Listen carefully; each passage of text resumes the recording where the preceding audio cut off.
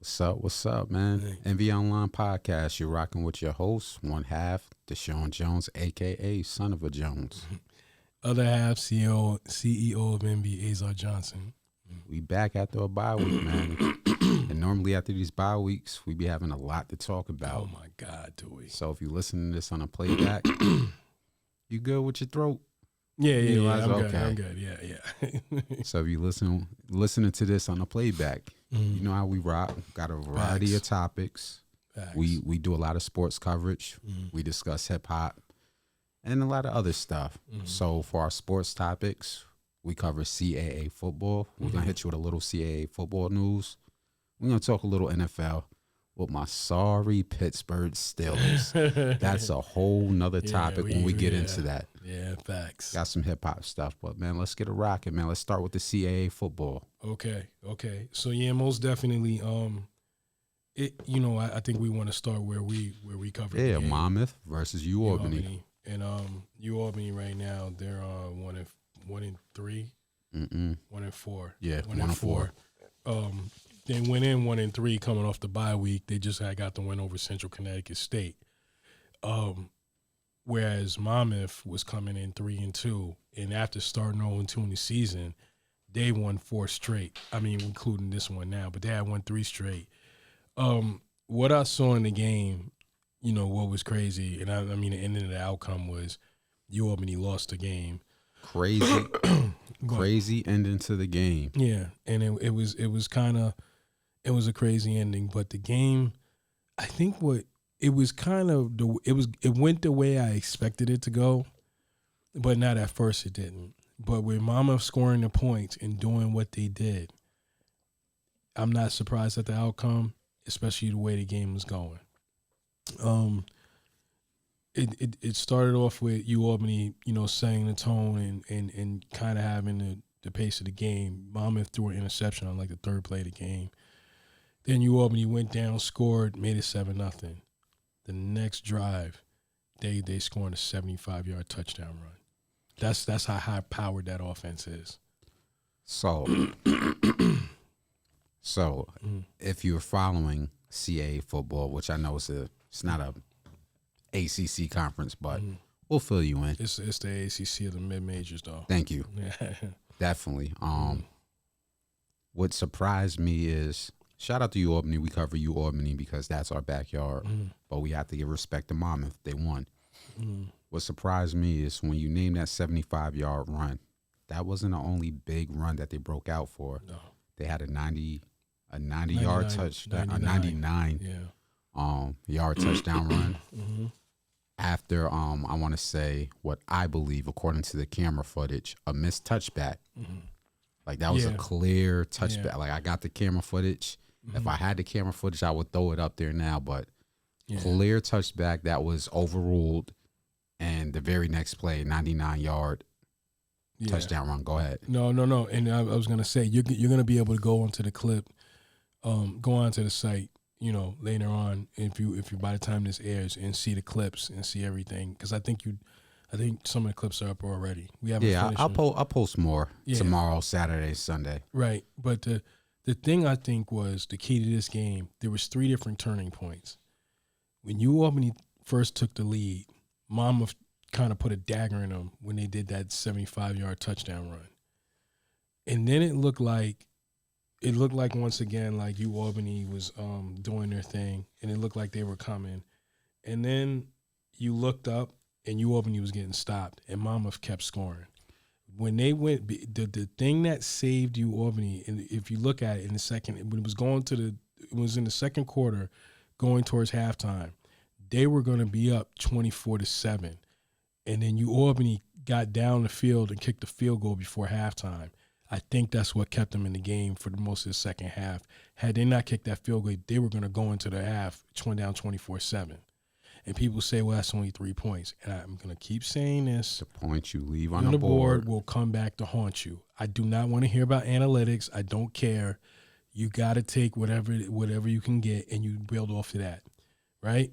So they go. Did you want to stop me before I go into the second half? No, go ahead. So then coming in the second half, UAlbany comes out and scores, right? 24-17, down by 7. And then Monmouth comes back. Here they come. And if I'm looking at my notes correctly, if what I can remember, Monmouth later they later on it was kind of a close game, 24-17. Near the end of the third quarter, that's when Monmouth started going again, and they scored right before near the end. It was like 3 minutes left in the third quarter. They scored, and then in the fourth quarter, they scored again. In the fourth quarter, they scored again. So, it was 31-17. At that point, that was probably the breaker. And what really hurt them is when Albany kind of seemed like they were coming back, and it was 31-24. Then Monmouth scored again. But it wasn't the fact that they scored. It was the way they scored. They methodically moved down the field. Took a lot of time off the clock. And it was 38-24. And Albany did come back and put it within 7. But see, it goes to show, had they not did that and tried to do a quick strike like a lot of these so-called geniuses try to do, I can assure you Albany would have had time to get back in that game. So what ends up happening is, just from my analysis, is they end up going down there and they're running out of time. They're about at the 20-yard line. Yep, they're at the 20-yard line. They're down by 7 after coming within 7 because they did get down there. Also, as a side note, though, Monmouth was playing a different type of defense. Once they jumped up by 14, it was they kind of were. They knew they could score. They had to put. I think the mistake they made when they went up 31-17. They kind of the next time Albany scored, they methodically moved, which worked. They should have did that on the previous drive, and they would have basically put them out of the game. But anyway, that's not here or there. They did it on the next drive, which pushed the dagger in. That's the third one. What we saw, and I'm pretty sure you're going to give your input on this, at the end, Albany had a chance to tie it. Last play of the game, which I don't know about the play call, so I'm not going to cancel that. But Wilkes goes, the wide receiver for Albany, Jeff Wilkes, he ends up going towards the middle, and there's a big collision. And I heard it, the Quick question, not to cut you off, but you said Wilkes. Are you sure it's not Julian Hicks? I'm sorry. Hicks. Julian Hicks, number 1, wide receiver. Julian Hicks. I apologize. That's Julian Hicks. He goes into the middle, and there's a big collision, and the two corners knocked him out. And he laid there for like a few minutes. It looked like shoulder to above. It looked like the receiver's shoulder hit him above his shoulder line. Yeah, that's where the discrepancy is. Right, and there was a lot of talk about targeting, and after review, the official said it wasn't a target. They won the game. Coach was clearly irritated because you got to give the context. Because the time was running out.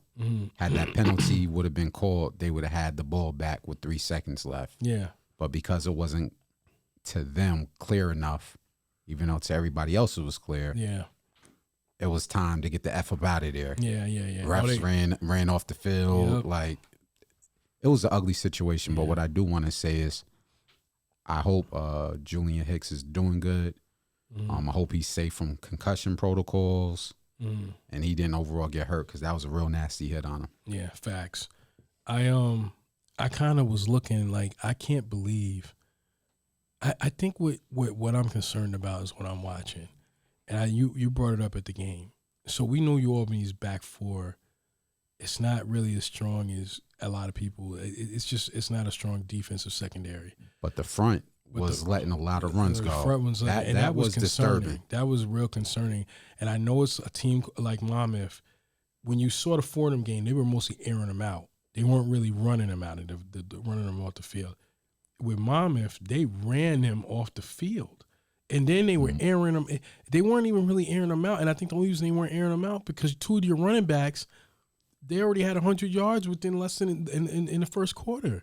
So you can't, I think they got lucky that they didn't get aired out. But when Monmouth needed to drive, that's what people get this thing mistaken. I don't want to keep going with this, but people keep getting this mistaken thing of you need an offense to win the game. You need an offense that can methodically that complements your defense. So Monmouth, they were stopping Albany. They were up 31-17. It's when they start. It's like what New Hampshire did. They kept falling back, and then before you know it, they were scoring sooner than what you thought you would let them score. So my point is that I think with you Albany is there's some concerns defensive wise.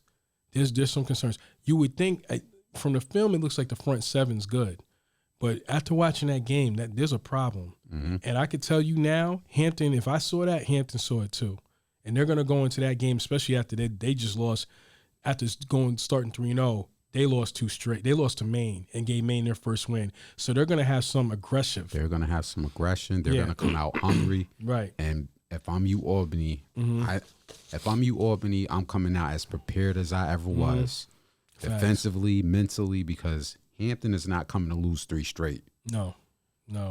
So if I'm you Albany, again, we got your back for the media, but I'm going to keep it real.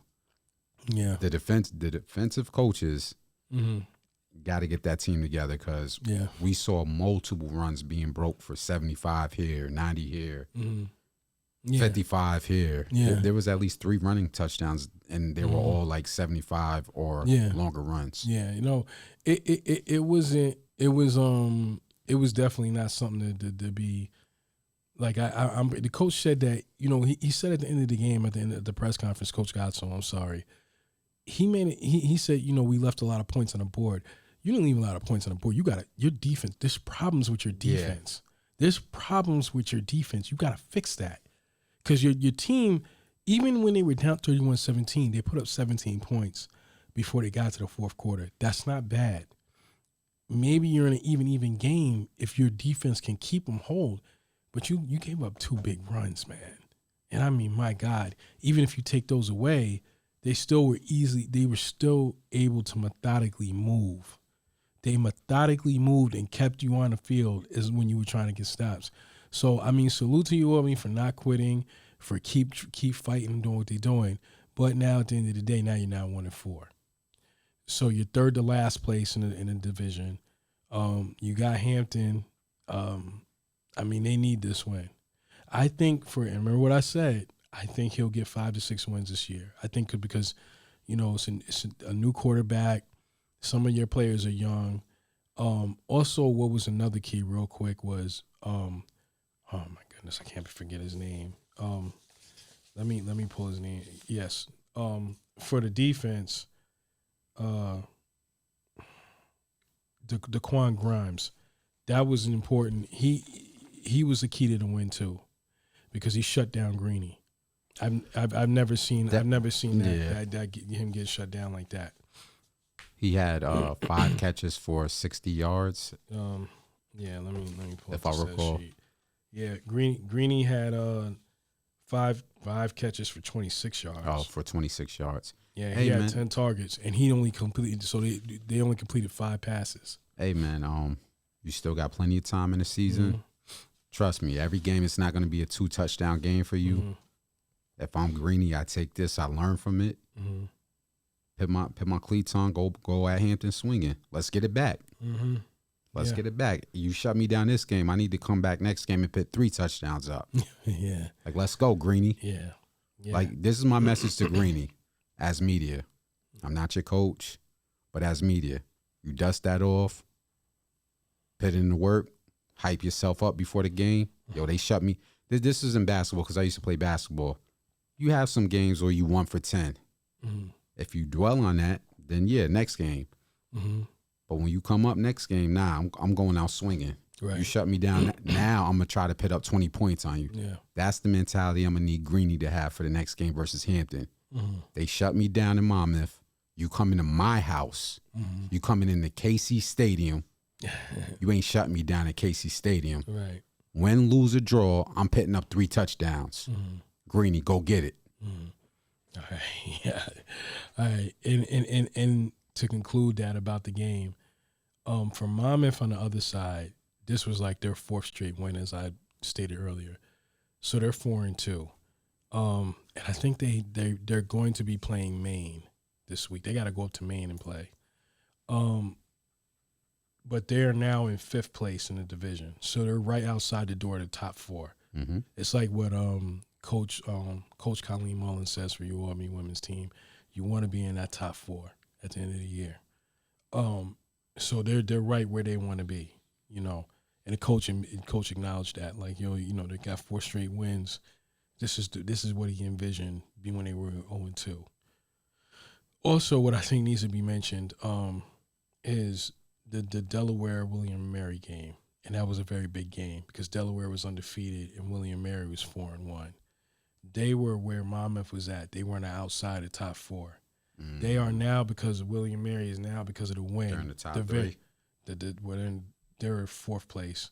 Because They're yes. only, because they go by conference wins more than they do by the overall record. But if it was an overall record, then Delaware was still, they would be in like second or third place. But right now they're in fourth place, with a 5-1 record, and they beat Delaware decisively. Like Delaware never was in that game. You understand what I'm saying? Delaware made a comeback, but it wasn't gonna do nothing against William Mary. And shout out to Mike London, the coach, because I've seen where he started and where he's came a long way, and everything that he talked about from day one. I think as of right now, this is what he had intentions for this program. So they got the big win. They gave Delaware their first loss. It puts them in the top four for right now. And, Delaware has to now rebound and do what they have to do. But I'm pretty sure they'll be okay. So right now, when you look at the top four teams in the conference, I just want to make this clear. It's New Hampshire. Elon at second place with a 5-1 record. Delaware at 5-1 record. William and Mary with a 5-1 record. So, right now, those are the top four teams. I think right now, if you had to ask me who would be the team to watch, I think Delaware and William and Mary. I think William and Mary. They lost one game. You know what I'm saying? And Delaware lost, and then Delaware just took their first loss. We might have to pay attention to Elon. They right up there. Yeah. 3-0 in the conference, 1 loss. Yeah, they don't have a loss yet. And that's another thing. And New Hampshire don't have a loss in the conference yet. That's another thing. Now that we're getting into the second half of the season, the teams are going to start beating up on each other. Yep. So now we're going to see. Play. Yep. You're not going to be able to have a great outside record, overall record, and hide within the conference. Yeah. No, you're going to have to face it. So I think that I think that we, that's going in the direction we needed to go into. And we'll clearly have more highlights and everything. Also, I just want to say shout out. We'll check our social media pages. We'll have all types of content on there from the games, let alone everything else that we promote within the culture. So definitely after Saturday's game, check us out. Definitely, and shout out. I want to say Albany football. One of the players got an award. I want to say, Reese Poffenberger once again got Athlete of the Week within the conference. Mm-hmm. So shout out to him, man. Keep working hard. Mm-hmm. And for the whole Albany team, got to dust that off. Come back out swinging versus Hampton, man. We at home. Yeah. Put them cleats on. Time to knuckle up, man. Yeah. All right, so that's what the CAA, man. Let's transition over to the NFL, which I dread because I'm a Steelers fan. Yeah, I know. My goodness. That finishes our coverage about CAA. Mm-hmm. Let's transfer over to the NFL. Mm-hmm. And as I'm choked up clearly because I'm a Steelers fan and we hurting right now. Mm-hmm. But let's get into it. So there's a lot of topics within the NFL we're going to discuss. Mm-hmm. First one, we're going to stop. North Carolina, born and raised up, take your shirt off, twist it around your head, spinning like a man. What the hell done happened with the head coach, Matt Rule? Because I know we talked about this in our first podcast. That was like an unofficial one, but we did a take on head coaches. I think the topic was who was going to stay or who was going to go, if I recall. Right. And you pointed out that one of the coaches that's on the hot seat was Matt Rule. This was weeks ago. Yeah. Yeah. So fill me in. Yeah, he so what was that? Today's Thursday. On Monday, it was announced after their loss, which I had, let me look at this real quick.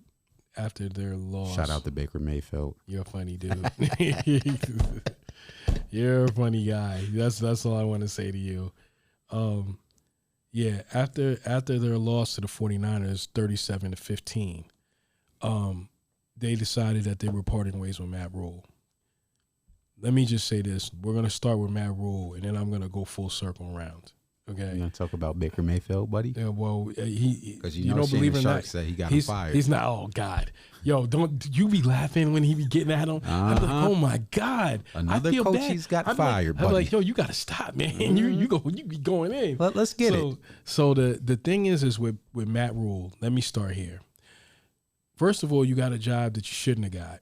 Okay, he's a great coach, and I think under other certain circumstances, yes, he should be an NFL coach one day, but he was passed on from other people, from other coaches. And yes, I'm going to talk about the coaches of color. I'm not going to stop talking about it until the things change. So he got the job, but let's not hear there. He goes in, he decides that Cam Newton's not the guy he wants to try to rebuild with, right? So Cam Newton's out the league right now, right? I just wonder how things are working for Carolina since that happened. Ron Rivera had a chance to pick up Cam Newton. He ain't doing too good neither, but we'll leave that alone for now. So Matt Rule decided he ain't want to deal with Cam Newton. Then he brings in Teddy Bridgewater, and for 1 year. And I think they had an okay record. You know, it wasn't that bad. It's just a first year, so there's no expectations. What usually you do, and me and you have talked about this, you try to see where you're going to go. Where else were you going to go to get better? Where else? What quarterbacks did you have? So you said Teddy Bridgewater is not the answer. And now you come in, you get him out of there, and then you bring in Sam Darnold. And that didn't work. That was the guy that said, and I quote, when he played New England, yo, when I play Belichick, I hear footsteps. I ain't never in my life ever heard anybody ever say that. Scared in that pocket, buddy. You heard footsteps? Really? Scared in that pocket. That's what happened. The guy you took the chance on and let Bridgewater walk out the door. Okay, so then we move on to year 3, which is this year. Mm-hmm. He says, Baker Mayfield's my guy. I don't think Baker Mayfield is a bad quarterback. What I think is that he just got there, and I don't think Carolina has a good team. You kept trying to replace the quarterback, but you didn't have a good team. And you convinced Tupper that, yo, I can do it with whatever, which you were playing musical chairs with quarterbacks. Number one, this isn't college. You can't – see, the thing is about this is about college. You know what I laugh at when people say about college? They're like, yo, this kid has the it factor. What it factor does he have? What it factor is these quarterbacks? You're going to either hit or miss with one of them. Because let me tell you, in college – you're better than most of the teams you're playing. In the NFL, those guys can run with the receivers that you got. So meaning when you got a beast like who are we talking about? Weren't we just talking about somebody? I forgot what receiver. Jamar Chase. Lighting up the league last year. Guess what? There was other guys this year that said, since you think you that nice, we're going to show you just how nice we are too. And he's not having those breakout records. So meaning in other words, I think you walked in here, and I think you thought you was going to have a good quarterback, and you thought you was going to be better than the teams. Now, let me make this clear. You're in a conference with Tom Brady. That musical chairs quarterback thing ain't going to fly here. You dig what I'm saying? And on top of that, prior to this year, you had Sean Payton and Drew Brees you were dealing with. Really? And you're playing musical chairs at quarterback. What did I tell you about with Atlanta that I had an issue with? I don't want you to pick. You said specifically, said if you're going to get this guy, you got to stick with him and get behind him. Yeah. You said that about a couple of teams. Yes. But go ahead. And surround them. So I don't know. You kept switching quarterbacks, and you keep losing. You're clearly the common denominator. You fired the offensive coordinator that you came in with. You kept passing on quarterbacks. So now Tupper, who made the mistake of hiring this guy, now looks like a fool. Let's just call it what it is. No disrespect. But now you look like you made a horrible decision. And you know what? Good. Because when there's guys like Anthony Lynn out there that can develop quarterbacks and run a team and be a leader, you didn't want him because he didn't look like Matt Rule that, drools on his shirt and looks like you when you was sitting across the table from him. So now you look even more like the buffoon with the drool on the shirt. Preacher. Oregon. Thank you. Preacher. Yeah. So now you look more like a fool with drool. So you got what you deserved. It's going to get worse. And maybe when you do the hiring process next time, you won't look for somebody that looks like you with drool on their shirt. That is the most idiotic, naive, retarded thing that you could say to somebody or make a comment about when you hiring a coach. Thank God you got money. Because I don't think anybody I would want running my company ever say something like that. Why would you? That's the guy you chose. Now, Rat Rule, he'll go back to college. He'll have fun. He'll do his thing. And maybe when he gets a second chance, because let's all call it what it is, he'll get a second chance because he looks like guys with drool on his shirt. And he looks like somebody else, but he don't look like me. So he'll get another chance, right? Let's just call it what it is. Maybe he'll learn from this. But the overall thing is that Matt Rule finished with an 11-27 record. He had a 7-year deal. No, let's not let alone most guys. Most normal coaches, they usually get 5-year deals because they want to see the third year. We better start seeing something. We putting you up out of here. You got a 7-year deal, so that means you're going to get paid even while sitting out, and you had no business deserving that. I don't know why it is there's coaches of colors that's not getting these opportunities. I just don't know why. I don't know why. What was this guy going to provide for you? We all knew this was going to be a disaster. The minute he brought in Teddy Bridgewater and he bailed him out and threw him out like yesterday's trash and said we can get better. And what I'm sick of seeing, and let me say on a side note, because I'm sorry, I don't want to take over. You gotta. I want to hear your opinion on this, and clearly this is our platform. I'm sick of these teams playing musical chairs with all quarterbacks.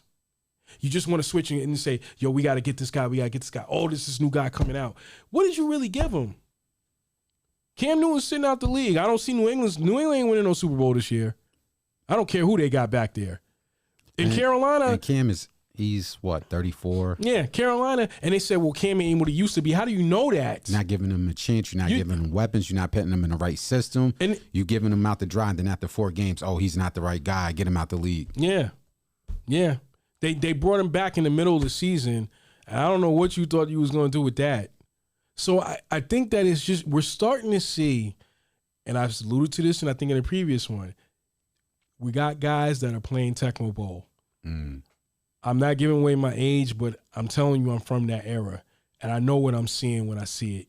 You must have been that kid with the Nintendo that was like, oh, and not to say you knew you was going to be a billionaire, but when you did become one, you thought this was like Tecmo Bowl or Madden before Madden started making reality rules in their games. You think you can just trade, pick pieces, put people here and there. This isn't Tecmo Bowl, dude. This is not. You need a team, and you need a GM, and maybe you need to start being a little bit more objective because maybe you would have had a coach that's got the team playing competitive. Now, like I alluded to when we first started this segment, a component came up from, a couple takes from the sports analysts where they included Baker Mayfield in it. They felt like a part of his performance is the reason why Matt Rule got fired. Do you think Baker Mayfield plays a factor in this, or you think this is strictly on Matt Rule being a subpar coach? If I went percentage-wise, I would say this is 80%, 85% Matt Rule's fault and 15% Baker Mayfield's. That's fair. And where I'm going with this is that I think he just got there. That's one. So he was not going to turn your program around.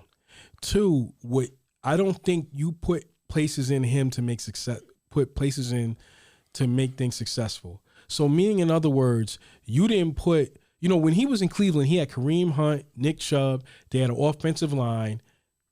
He had some receivers he could trust, but there was no guy there, So, and let's just be honest, last year he was playing injured, and that's why you didn't get the best performance out of him. And he thought he was showing the franchise that he was committed even when he was playing hurt. But the reality of it was they was judging him off of it, and that wasn't fair. Now to go to allude to your answer to your question, you brought this kid in, and what did you give him? Christian McCaffrey is a third down back.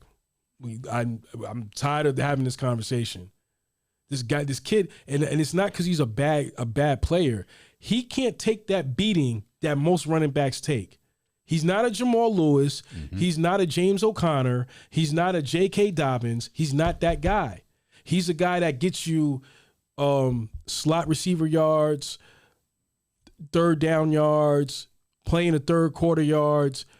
But he's not the guy you start the game with and end the game with. He can't be doing 30-plus carries. He's not that guy. He's not. I don't know about their offensive line, and their receivers are good, but I don't know what you gave this guy. And mind you, I'm going to say this one more time. you're in a conference with Tampa Bay and New Orleans, and they both were competing to get to the Super Bowl last year. So I don't know what you thought bringing Baker Mayfield in was going to do. Sam Darnold, he got hurt, but Sam Darnold, I mean, that was a mess waiting to happen. And I think with Darnold, as much as you wanted to say, oh, we got him out of New York, but he needed to develop. This is really Darnold's second year. I keep telling people, Sam Darnold hasn't really had, like, he hasn't walked into a situation and had an opportunity to develop as a quarterback and say this is his job. If you're in New York, which I'm going to pray for Zach Wilson, it is what it is. But, you know, I mean, you got the coach there that's really behind him. But with Sam Darnold, he hasn't. I mean, they threw this kid under the bus. So to allude to your answer, no, I don't think this is Matt Rue's fault. He got exactly what was coming. He needs to go back to the drawing board, gotcha. and maybe try to create, maybe get the mindset of a reasonable doubt, because you know he does the Jay-Z thing. I still can't get over that comment. So nobody believed in me like Jay-Z, man. Oh my God. So Jesus we have a few teams in the NFL that are 1-4. Obviously, my Steelers, the Las Vegas Raiders, the Washington Commanders, Detroit Lions. So we got a few teams that's at the bottom and barrel of the league. For the Carolina Panthers, before we transition to our other teams and our other topics, what steps does the Carolina Panthers take to move forward after this disaster start of the season, firing the coach, and probably where they're going to end up? They need to get a GM. If Tupper doesn't want to get a GM, they get a team president. You need to start developing and looking for a guy that's a leader. It's not that I don't think Matt Rule is a leader. I just don't think he knows. There's a difference between college and NFL. You try to bring that college mess in here. That does not work. That does not work. That's why I don't know if you're seeing this. Like, you know, they want to go get the college guy because they're in love with what the college guy does. But it's not going to work. If you have the mentality that you want to be a college guy, and let me also say as a key, Steve Wilkes is now taking over that job, and I hope that he makes them competitive, that has them looking at him, because I think that he got a raw deal in Arizona. They made him stick. They stuck him with Josh Rosen, drafted Rosen, fired him after a year, and then brought in Cliff Kingsbury with Kyler Murray, and not to say that's a bad thing. But Steve Wilkes didn't have DeAndre Hopkins. You didn't give him DeAndre Hopkins. You didn't give him the stuff that you gave Cliff Kingsbury. So I'm happy that he's gotten this opportunity, but we don't know Tupper or whatever his name is. Or, you know, I mean, he does not drool on his shirt and look like me. I guarantee you're going to forget about that mentality now. You want to keep with that mentality? Because you're going to have another 4-13 or 6-7, whatever bad record, you're going to have another one. If you keep it up and you want to sit up there, swallow your pride, either get a president or a GM and have them develop your team. And you either get a guy and stick with him, a vet or a free agent quarterback that you think can take your team to the next level, or get a bridge quarterback until you start, you know, no, forget the bridge quarterback. Either do that or draft a quarterback and say, we're starting from scratch. And, you know, you want to trade McCaffrey and all that and do whatever. Because I heard there was rumors about that they was like, yo, there's teams that want McCaffrey. Because I think Carolina needs to start over again. It's a mess. Carolina Panther fans, hold tight, because you're in the same boat as us, Pittsburgh Steelers, and a few other teams. And also, too, as a side note, what are you going to tell that fan base now? And when you look up, like, for example, because we're about to go into your Steelers or whatever type we go into next. When you look at Pittsburgh, it's kind of like you can't get mad because, see, last year y'all was in the playoffs and you lost your franchise quarterback of Ben's retired. What is it, 15 years? Yeah. So we More, get 17. Right. So we get why this is happening the way it's happening. This has been happening with them from day one that dude got in the door. This is 3 straight years. And that's not including when the team wasn't succeeding, when Cam Newton was hurt, because Ron Rivera and whatever his mess was.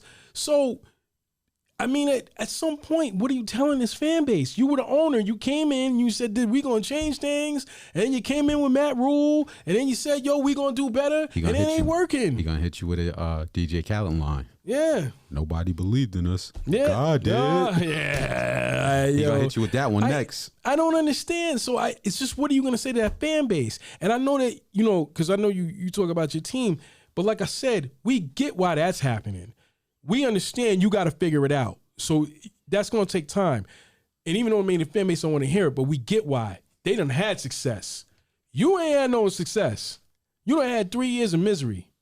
And now if you're a Carolina Panther fan, you got to sit there and watch games just knowing it's bad. Trust me, you know what this reminds me of? When Atlanta Falcons lost Michael Vick to that dogfighting thing, and I think we had Joey Harrington and Byron Leftwich as the quarterbacks. And they literally came in during training camp. So that tells you how bad it was getting. It was 3-13 in this mess, and we had to just clean house. And we had a lot of talented players on that team, but it was a mess. Start over. Yeah, it was a mess. So I think Carolina's back at start over, and Tupper needs, if let me say this, start over, get a GM, and another key is put your pride to the side. Realize that you need help. It's like what you tell me all the time. We can't do everything by ourselves. Stop trying to be Superman A. Mm-hmm. It's not going to work all the time. So he needs to do that. And if he doesn't, then he'll be like that guy up in Washington. Without the drama, though. So let's transition to another 1-14. Okay. What do you want to go to next? We got to go to my Steelers, man. That's what topic you want to hit next? Okay. It's tough, man. You know, I've been a Steelers fan since the 90s, but like you said, we're used to success. I mean, I can't – how do you say it? I can't be a fair weather fan. I got to be there through the ups and downs. We had a lot of ups. Right. This might be a down year. Next year might be a down year. Unfortunately, we starting our down year this year. So the Pittsburgh Steelers, they what was they doing, man? What's the stat I want to give? Did they give Pickett start last year? I mean, last game. I'm sorry, or did he come in halfway? No. Do you want to start? Because this is your team. Before I go in on, I just want to start. Okay. See, I was a little naive. I was like, oh man, he's gonna bounce back. But then you reminded me, Buffalo Bills were picked the favorite to win the Super Bowl with the top defenses in the league, and they shredded us. They took that belt off metaphorically and spanked the hell out of us. It was the top 5 defense in the league, dog.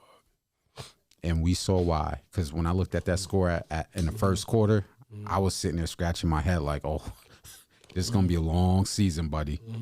Let me strap myself in as a Steelers fan and mentally prepare for barely winning 4 games this year. Yeah. And I'm being nice. And that's as a diehard Steelers fan. It's no shot at my team. Franchise quarterback's gone. We starting with Pickett. Defense clearly has problems. Yeah. Offensively, we haven't put up past 100 and some odd passing yards in the entire season. So I don't know where to go from this, man. Yeah. This is new for me as a Steelers fan. Right. Yeah, we've been 8-8 and 500 in wild cards, but this, I haven't seen this in a while, man. You got to the second round of playoffs. Matter of fact, let me be honest with you. Every time it looked bad with Tomlin, it would turn around. He overachieved. Yeah, but last year, I swear to he overachieved. I was hanging my head last year. I was like, we gonna win 6 games. Yeah. And somehow we snuck in the extra 2 games and got a wild card. Yeah, and went into the second round. You won the first playoff game. Go ahead, I'm sorry. Yeah. Like you said, we overachieved. And I was like, that's a win for me. That's a win for me. Right.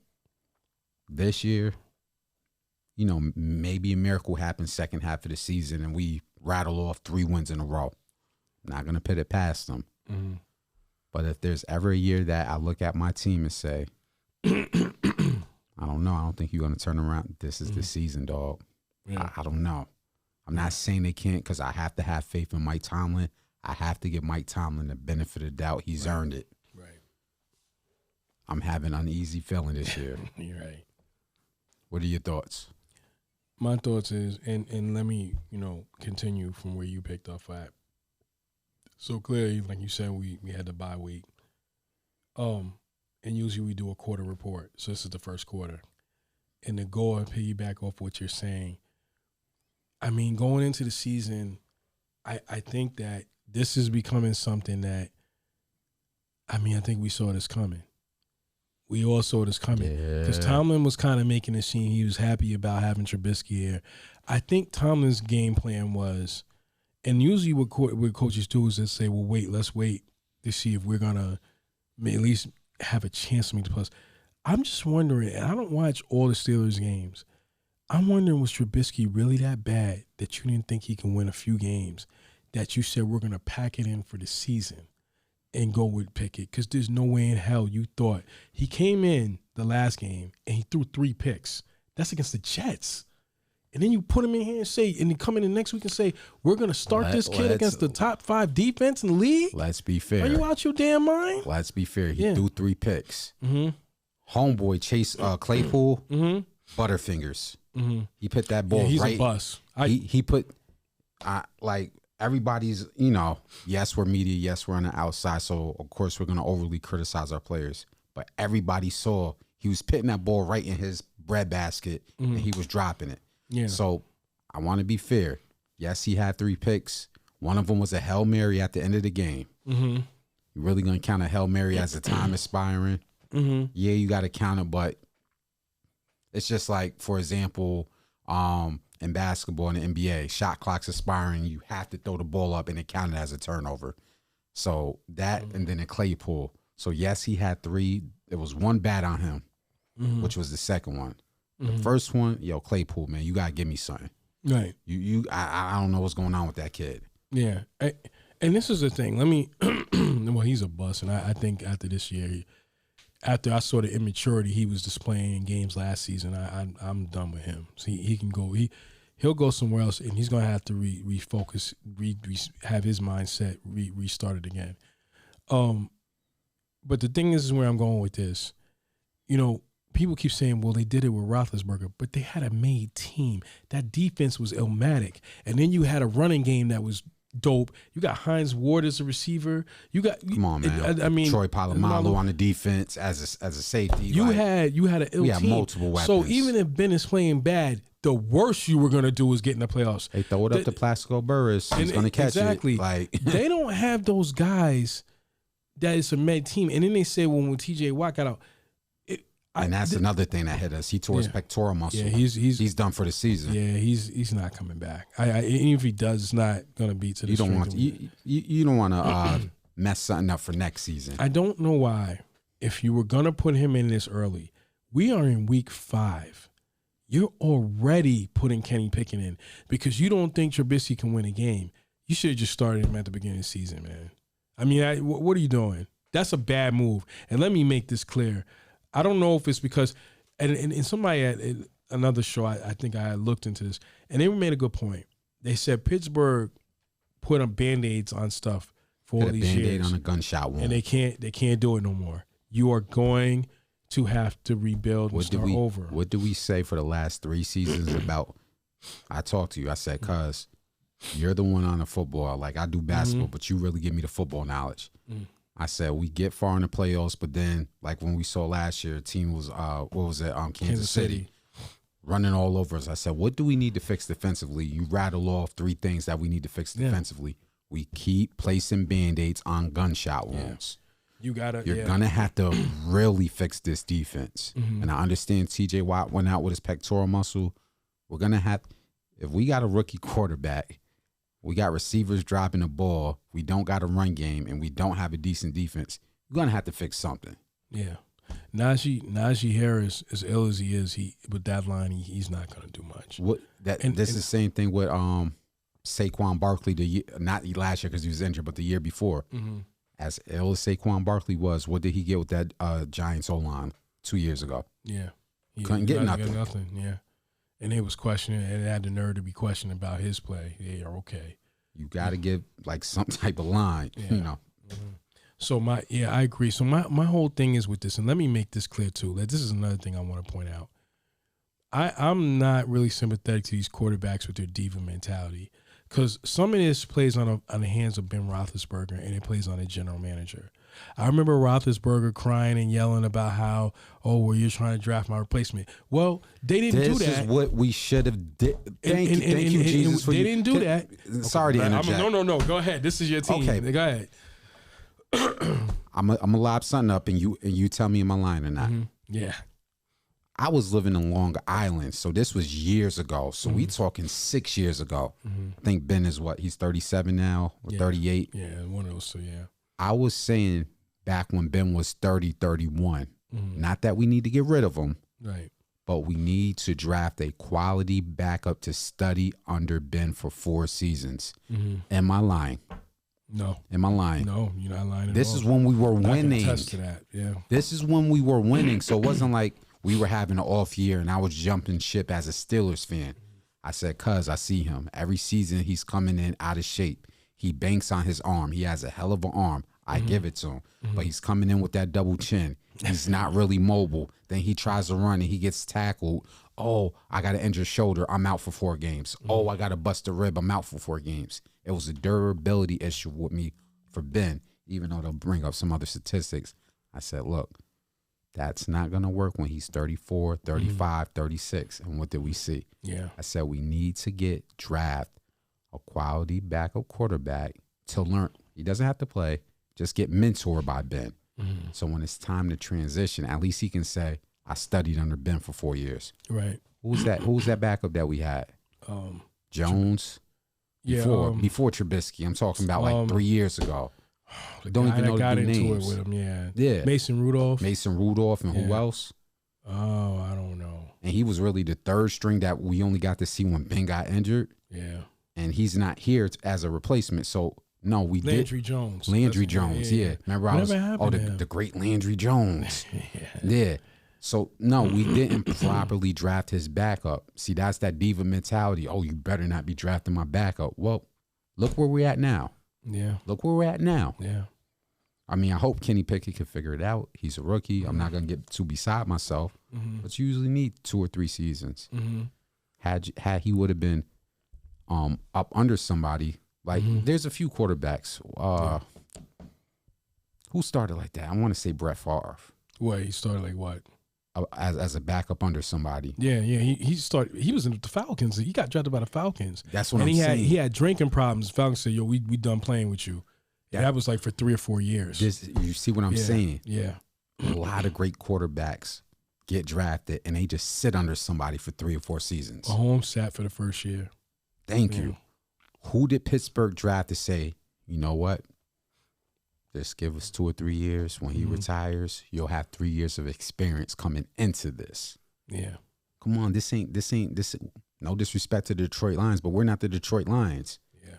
We got championship banners. Who talk about biting off kneecaps? They still losing. But go ahead. Yeah, we're not the Detroit we're not the Detroit Lions. We have banners, we have histories. It's just like the Los Angeles Lakers. When you have that type of prestige, we need to rebuild quickly. Right. But because they did it wrong, this is looking like it's going to be a longer process. Right. I expected 1, 2, at most 3 seasons. This look, the way y'all moving right now, this look like it's going to be a 4-season process. Yeah. And let me make this clear, man. Like I got to say this too. It's 3 people. And I'm going to go down a list of little things. So I'm not going to take long. My thing is with the Roethlisberger thing, because you agree with me 1,000%. It's not just him. It's that general manager and it's Tomlin. And part of his Tomlin, and I hate to admit it because he's a black coach and I'm all supportive for him. And I think he's got accustomed so much to achieving with less. And that's no disrespect to any NFL player. Yes. Let's look at the scenario. You had a high-powered offense with Le'Veon Bell, Antonio Brown, Juju Smith's sister. So you had those 3 guys. That was just an Roethlisberger. offense. Yes. With Roethlisberger. What ended up happening, Le'Veon Bell wanted out. He wanted more money. You didn't give him his money. They said, we not going to do it. Antonio Brown, Same his head thing. case. And you kept putting up with that as long as you could. And the reality of it was, once again, it goes back to the Band-Aid theory. You kept trying to hold on to it until it got to a point where you just couldn't deal with it. Well, let's be fair. I understand the stuff he showed now. But back then, I have to give him a little bit credit. Really? Why? Go ahead. Because he was calling some things out. He said, yo, I'm seeing things y'all letting Ben Roethlisberger slide on. Not showing up to practice, not doing this, not doing that. But then when I make a mistake, y'all want to call me out in the media and thrash me. You know what my response is to that? Ben Roethlisberger's won 2 Super Bowls. What you done won? If you want to talk to me, if I was it is easier to say from here, but I remember at that time with that dysfunction that was going on because it wasn't just Brown. And Ben Roethlisberger wasn't really rocking because him and Brown wasn't seeing eye to eye. Le'Veon Bell had something slick to say, and now where are all those guys now? You see where I'm going with this?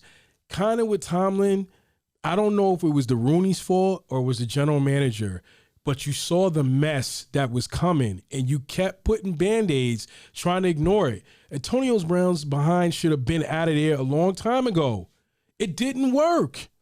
You knew. They said, what you seeing from Antonio Brown now, they said, remember Ryan Clark blew it up. He said, before they was giving him that contract, he told him, don't give this kid that money because he will act out even more worse than what he is now.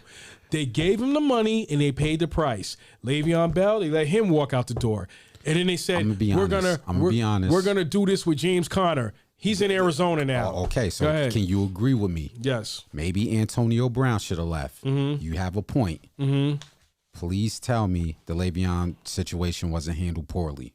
Yeah, it was. 6'2" power back that got that second very patient bounce, and then he's catching, and then he the part of his problem was he said, I'm not just your traditional back. I can get yards off the catch, which he was 1,000% correct. Right. Because who was the replacement? James Conner, who couldn't do goddamn, pardon my language, but couldn't do a damn thing. Right. So Antonio Brown, I have to agree with you. They fumbled the hell of a ball with Le'Veon Bell. Tomlin, that general manager saw that mess. And I don't know why they kept looking the other way. But why not pay Le'Veon Bell? I agree. At the time, he was 26. I think it was because remember, if I'm not mistaken, the offensive line got involved and started talking about his money. And Tomlin says something slick too. Yeah, it was Pouncey. Was it the Pouncey twins? Yeah, where they at now again? Shout out to the Pouncey twins. Why are you listening to the Bernstein Bears? Why are you? You see the type of yardage he's putting up as a 25-year-old? Listen to me.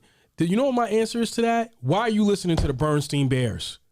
They are not going to be here when you're going to be sitting out there with them. You could have rolled with Le'Veon Bell to now because it was 2000. Because I remember I was at another job. That's how I'm recalling it. Yeah. You could have just now been talking about release or trading for assets because he's in his 30s. Yeah. Could have had Le'Veon Bell for the last 5 seasons. I'm not saying Bell's innocent. What I'm saying is what we're seeing now, they could have avoided back then. They didn't want to do it. And I don't know what they were. And it's easy, like I said, it's easy for me to sit here from here to say it.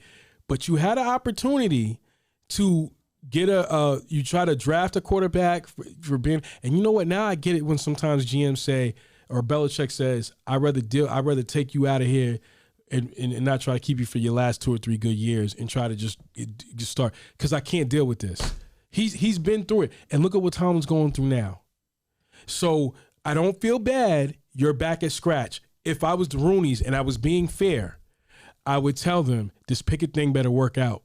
Because if it don't, y'all going to be watching with him somewhere else. I would make that very clear. They already wanted Tomlin out of there because he keeps overachieving. They wanted Tomlin out of there 2 seasons 3 years ago. So he kept making the playoffs and overachieving. So he keeps overachieving. This ain't going to be that year. So I don't know what you need to do, but I would tell that general manager, the offensive coordinator, and I would tell Tomlin, you are all on notice. Yeah. And we are not going to let this go. And it's not even from the bench. I'm telling you, if I was the owner, I'd be looking at him. I hope this works. Because if not, I'm going to find somebody else. I can't deal with this. Because I'm looking over here, Lamar Jackson's sitting there, and Ravens are not going to let him walk out the door. Hell, even without Deshaun Watson there, Jacoby Brissett is way better. If he was in Pittsburgh, I would feel better about that. I really? So they got Brissett and Deshaun Watson. In Cincinnati has Joe Burrow. My God, man. And that's in your conference. And if I'm the owner, I'm looking at the general manager like, why are we in this situation? You have to tell me. Don't you dare tell me Ben Roethlisberger had a diva moment and you actually listen to that. Yeah. You can't be honestly telling me that. Yes. You cannot be telling me that. How many times was I calling you 2016, 2017? We're in 2020. Let me be clear. I wasn't just saying this the last 2 years when 2020 and 2021. I was calling you 2016. We need to draft a quarterback and get ready for what's about to happen 5 years down the line. Yeah. Yep. He's coming in out of shape. Yes, he has an arm, but he's getting nicked. He's getting that. Plus, he's in his mid-30s. Yeah. We have to prepare for life after Ben. What did we do? Nothing. Yeah, and there was rumblings that he was having a diva moment, allegedly. Yeah. So, yes, I hate to say it was the whole let's not piss Big Ben off. And, you know, if I was the general owner, just what you said about Antonio Brown, yeah. you know what I'd have said? Well, it's not 2008 no more. Yeah. Because I was literally my junior year in college when we won that title versus the Cardinals, 2008. And I'm not saying you don't move on right after that. Yeah, you give, you know, time to say, yeah, we won a couple years ago. But after 2008, once we get in 2016, it's almost been a decade that we won a title or even sniffed the title. Well, yeah, we lost to the Green Bay Packers the following 2010, I believe. Did we play the Green Bay Packers in the Super Bowl? Yeah. And we lost? Yeah. So, yeah, I get it. Mm-hmm. But after 5, 6, 7 years after that, it's time to move on. It's time to play chess with this. Where are we going moving forward? I don't think Brown was even there, dog. Was he there? No. Okay. I'm not talking about Brown. I'm talking about Roethlisberger. Okay. Come on, stay with me. Yeah. I'm not talking about Brown. I'm talking about Ben. Yeah. You get grace from 2008, let me be fair, to about 2015. So I'm giving you a 7-year grace period to hang on that 2008 title. Mm-hmm. Anything after that is a diva moment. Yeah. You can't bring, it's just like, no disrespect. It's just like when we hear about the good old days with the Cowboys. Really, how long are we going to keep talking about that? This ain't the 90s no more. It was it was VCR tapes. Facts. So this is what I'm saying. Record football games. Yeah, this is what I'm saying about Pittsburgh. So when you have a diva moment as Ben, yo, dog, we was in a whole different era in 2008, 9, 10, 11, 12, 13, 14, 15, 16. 2016 comes around. Where's the backup quarterback? Is Landry Jones even on the roster? I don't even know. Because I don't follow the Steelers like that. But I'm pretty sure. I think he was traded. Yeah. What are you doing? So you see where I'm. What are you doing? You see where I'm going with. You didn't plan smartly for life after Ben. And now instead of this being a smooth, see, I'm okay with the down years. Yeah. We had a lot of success as Steelers fans. Right. We could poke our chests out about a lot of stuff. We were hoping for a smooth transition, a 2 or 3 seasons of rebounding. This looks like a whole mess that, especially if what you're talking about, owners flying, the coach Tom again. Now this set of 2 or 3 years looking like 4 or 5 years. Yeah. And this Pittsburgh, you want to do that to this Pittsburgh fans? Yeah, this is Pittsburgh. Really? You can't get away with that in Pittsburgh. After all the championship, now you're gonna make us start over and say, oh, over this next 4 or 5 years, we just gonna have to figure it out. Mm-hmm.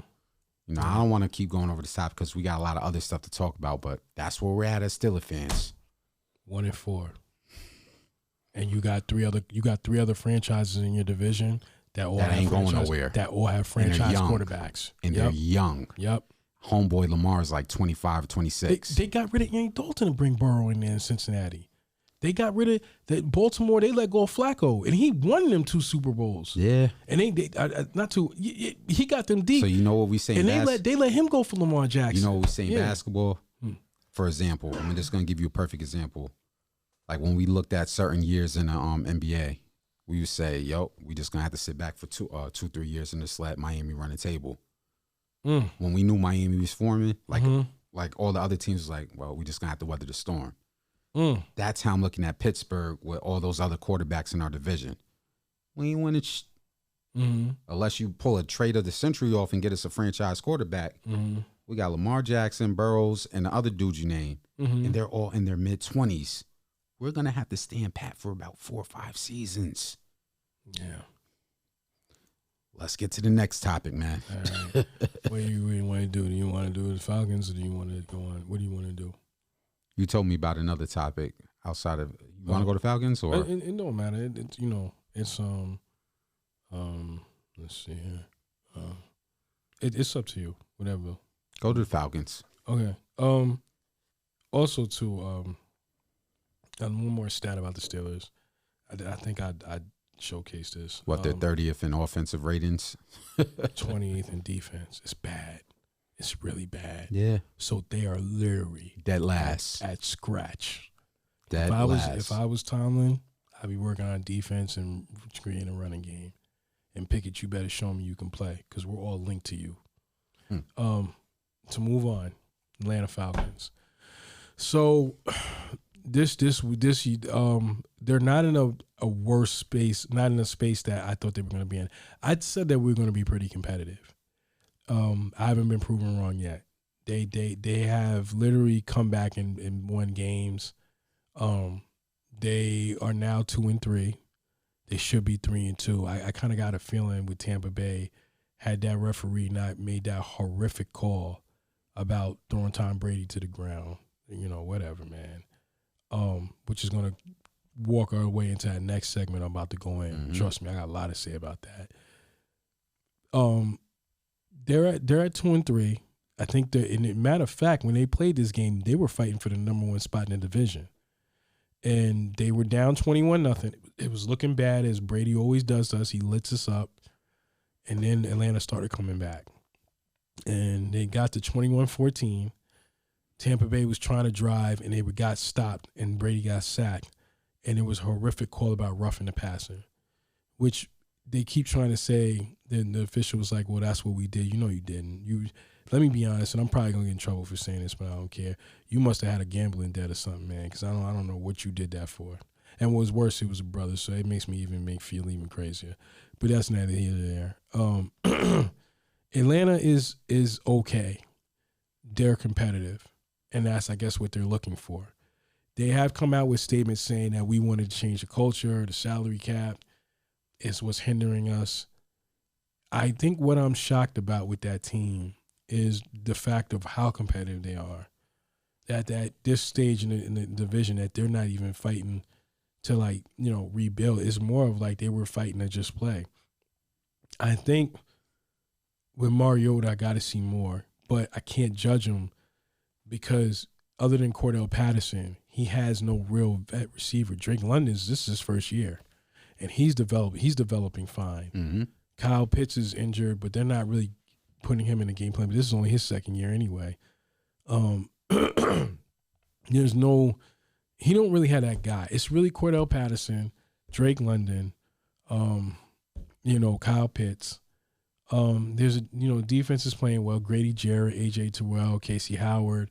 They just trade Deion Jones. But the team overall is playing good. There's a linebacker too, Lance Rob. I think Lance something. I forgot his name. But the team is overall playing well. They are staying competitive, but we'll see how this goes. Because, you're 2-3. You're better than 1-4. Yeah, right. I understand that. But it's going to be a situation where, Brady's coming out, and you got to wonder, is Mariota the guy? That's kind of like the question at this point. Is Mariota the guy? Are we going to see? So for right now, they're okay. This is okay for now because we know you're being competitive.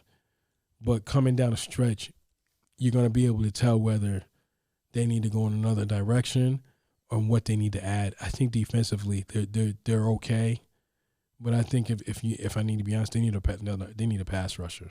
Okay. They need a pass rusher. Somebody can get the quarterback. It can't just be Grady Jarrett all the time. Yeah. You can't keep doing that. So either you need to get somebody next to Jarrett that can either rush up the field and create pressure, or get like a defensive end that can create pressure on the same side as him, because it's not going to work. Offensive wise, the running game is superb. The passing game is being developed. Like I said, I wonder how we're going to take that next step. Because before you go, the NFC South is a mess. That's where I was about to go. It's a big mess. See, that's where I was just about that. So my question was, with the NFC South being a mess, I want to frame this question correctly. Do you think Atlanta can overachieve in this mess of a division? Yes. Yeah. Just like last year, I was saying Pittsburgh still is like the division we was in. We wasn't even supposed to make the wild card in the last 4 games of the season. We turned up. So do you think there's a chance for the Atlanta Falcons to catch some fire? Yeah. The way this division looks. They can make a playoff run. They can definitely make a playoff run. They're gonna have to figure it out. But I mean, like I said, it's a mess in there because as much as that Tampa Bay defense looks right, it's the offense. The offense ain't there. I mean, they got Leonard Fournette. You got Julio Jones, but he can't stay on the field. Russell Gage is, they use him sparingly. Scotty Miller, I ain't seen them use him really. Mike Evans. Godwin's coming off of ACL, so I don't even know what he's doing out there at this point. But I mean, they just don't look the same team. They don't look like a dominant. That defense looks dominant, but they don't look dominant overall as a team. So I think, with Tampa Bay, we'll see them down the line. I think they're really the only ones that can compete because New Orleans, Jameis Winston ain't been playing either. So like I said, the NFC South is a mess. And at this point, if I'm Arthur Blank and I'm the general manager, I'm thinking about how I can compete for this year and next year take over. So we get the head start on everybody because I really don't think there's nobody else that other than Brady, and he's going to probably retire after this year. It's safe to say that. I'm gonna. Hey, he might come back one more year, man. Well, I think she might hit that boy with an ultimatum, man. Yeah, I think she already did. I think want to save this marriage, or you want to keep playing football. Yeah. So I think he'll be out, but they got to figure it out. So right now everything's okay, for a Falcon fan. Other than that BS call that I saw Sunday, which that guy shouldn't even be officiating for the playoffs. He shouldn't even be playing officiating for no more Falcons games either, because that's just hard to deal with somebody like that. Mm-hmm. So, yeah, over or under Falcons making the playoffs? Over.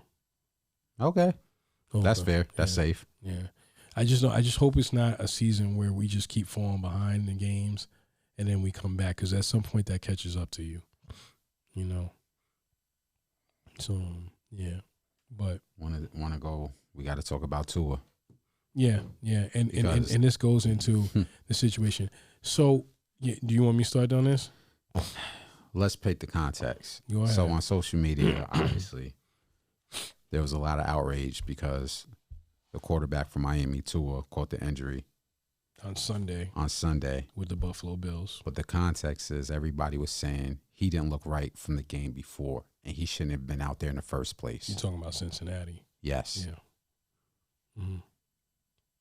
If you're the owner, like, who gets the blame for this? Because there's a lot to go around. There's the whole concussion thing that we talked about when we see players at the end of their careers that can barely walk and getting CTE. Like, we're seeing this in real time right now. You don't want to put players through that, and then 10 years from down the line, we have a situation where we find out Tua's developing CTE, like a lot of other players we saw go through this. Because we saw the effects. We see the effects about suicide and having problems and so forth. So where do we start with this Tua conversation as far as somebody got to get their ass handed to him? Right. So let's be honest. And it started with that game on Sunday when they played Buffalo, right? Mm-hmm. So he gets pushed to the ground, he hits the back of his head. The minute he got up and started stumbling, he had no business being back out there. Somehow, they let him come back in the game. The doctor said he checked with him. He seemed fine, okay? There's so many layers to this, but we're going to try to make it as much as possible. They did what they did, right? Then 3 days later, you knew this kid had a concussion. You saw it, and I saw it, and the whole world saw it. And then he turns around and goes out there on a Thursday night. Mind you, this just happened Sunday. And they was like, you can make it. The dude swings him around, and he hit his head. Had that been normal, he would have worse had a headache, maybe a concussion. We saw right away because the replay looked worse. His fingers crawled up. Right. So it was some clear damage. That kid could have lost his life. Let me start somewhere, and I'm going to start with the coach. Don't you dare sit up there on a press conference with your fake tears telling me that you just didn't know, and you just wouldn't wish a game for you wouldn't risk a person's life for a game. Bull. You saw it and you know it. Can I just interject real quick? And I'm going to throw you back to alley-oop to let you finish raining on this. I think you coaches need to be privy to how quick things could change. I'm gonna throw something up in the air for you. I'm a Pittsburgh Steelers fan. What happened with us 3 years ago? With our great defensive player? Oh, that damn near got what's paralyzed. his name? Ryan's. What's his name? Starts with an S. Shabazz. No, no, Shabazz. Ryan. I know you're talking about Ryan Shea. Am I saying it? Ryan, yeah. Please forgive me for it because Yeah. it's just at the spur of the moment. I'm having brain fog. But as Pittsburgh Steelers, you know what I'm talking about. One of the great defensive players that we had, young cat. Yeah, he was in his prime, dog. In his prime, in his 20s, at a snap of a second, he went down and almost got paralyzed. That quick. That's how quickly things change in the NFL when you get hit the wrong way. I think it was a helmet-to-helmet situation. He went down immediately. The doctor said he's lucky to walk. Now, obviously, he's hell of a specimen athletically, and I think his will pushed him to get back up and walk again. The average person would have been paralyzed. But I just threw that up in there. That's how quick things could change in the NFL. So going back to your point, that coach knew better. That kid's life could have been over. Yeah. Go back in. For a football game. So let me make this clear. He gets on there, Mike McDaniels, super clown. That's what I'm going to call him. And he says, I would have never put that player's life in jeopardy. And I don't know if it's sportcasters or whatever. They keep trying to blame that doctor. That coach knew. We all knew this kid had a concussion. And let me be honest about this. We knew he had a concussion. We knew what was going on. Everybody in their mama saw it. And I'm telling you right now, if that was my son, Mike McDaniels could never walk around safe ever again. I can make that clear. I don't care how that sounds on national on airwaves. You would never be able to walk around. I would go get somebody. That was my son that you put back out there like that, playing like you Mr. Magoo and you ain't see what was going on. I can assure you it would go bad for you fast. And I don't care how it sounds and however I would have to deal with it. And maybe that's just me. I can tell you now, and not to cut you off, Robin Roberts came on Good Morning America. I didn't agree with what she did the way she did it, but whatever. She was saying this is why you shouldn't let your kids play football. No, this is why you shouldn't certain people in power. I would never, as a coach, I have a flag football team. I would never, as a coach, let some kid walk out there. I don't care what I see. The minute I see that kid stumble like Tua, he would never be playing for the next week. He wouldn't even be playing for 2-3 weeks. Yeah. At least 3 weeks. Especially with the information that we know about CTE. At least 3 weeks. Can I just make things right with the Steelers fan? I'm sorry. Ryan Shazier. I just had to make things right with the Steelers fan base. Ryan Shazier on a defensive play, one helmet to helmet. Once again, that quick, that's how things changed for his career. But hopefully he's doing fine. Shout out to Ryan Shazier. Back to Tua. My thing is that I didn't like that he got up there and played naive, like he ain't know what was going on. He's a liar. That's one. Two, this kid felt that pressure, and I'm not absolving Tua either because I know what he did. He played stupid, and he played the game to get back on the field. But you know why he did that? The pressure. Because that's exactly the point I'm making. What's that movie with? I'm sorry. What's that movie with Jamie Foxx and LL Cool J? Any Given Sunday. You remember with the defensive player where he was like, I just got to get my bonus. Got to get my bonus. Yeah. Go ahead. So it makes me. It's the pressure. It's everything from Tua. And you know what? Let me go here as a side note. Brian Flores, who is going through something that he shouldn't have to be going through, and God knows, I mean, it was horrible. I mean, I think we kind of know what type of a scumbag the Miami Dolphins owner is. They were he didn't want Tua. And then and now we find out who Tom Brady was talking about when he said, you're going to pick that MFer other than me. No, it was Derek Carr, I'm sorry. But he was trying to get to Miami too. So I think that was also going on too. Let me make this clear. Y'all have made this kid feel like he's expendable. Y'all did this. Flores did this, that owner did it, and that coach did it. So don't tell me that this kid didn't get on the back on the field because he didn't feel any pressure. And let's be honest, the sickening part about this is, let's be honest, you put him back on that field because you were 3-0, you were undefeated on top of the division. Your Buffalo ain't even undefeated. Mm-hmm. So you're playing Cincinnati. That kid had no business being out there, and if he lost his life, Stephen Ross should lose the team. I can tell you now, whatever's going on with Flores, that's not done yet either. Okay. Okay? So let's be honest about that mess. this alone you should be losing your team. You should lose your team. The fact that you put this kid's safety in jeopardy for a damn game when you still gonna make billions of dollars because ain't nobody gonna stop watching football. Why in the hell would you do that? He needs to lose his team. He needs to lose his team. I don't want to hear there's a process. He needs. You talk about Snyder with all his mess. That's another conversation. That is even more. This is more demonic than that. That somebody's life could have been taken right there on the field, and I know you played a part in it. And Daniels, I would never. Let me say this: if anybody is smart, whether it's Bridgewater and them, I would get the hell out of there. I'm not playing. I don't want to play for this guy. I don't want to have nothing to do with it. And they said, well, we fired the doctor. No, the doctor should lose his license. Yeah. No, firing him ain't good enough. He needs to lose his license. And why ain't his name out there? Once again, like when we talked about the Ime Udoka thing, I just got a weird feeling he don't look like us. Mm-hmm. Just saying. But nobody wants to have that conversation. Something just ain't right. So there's so many layers to this mess that I'm sitting up here saying, and I'm telling you right now, I could tell you now if that was my son, you ain't gonna make it home. If I saw my son crippled like that, you ain't gonna make it home. You better hope he gets up. Maybe I might spare you. And I'm not trying to sound whatever it is, because I know the politically correct thing is you can't sound bullying or harassing or however it sounds. Yeah. Disclaimer: Enveonline does not endorse any bullying or harassing, and we are not inciting violence. I just have to put that out there for the YouTube and everything else. I so don't care. And let me tell you else, I don't agree with any other analysts talking about, oh, well, it was kind of to his fault. There was somebody, I'm not going to say his name, and he was kind of pulling a homie the clown type move, because I just look at him as a clown when he made that comment. We giving our age with this references, man. Yeah.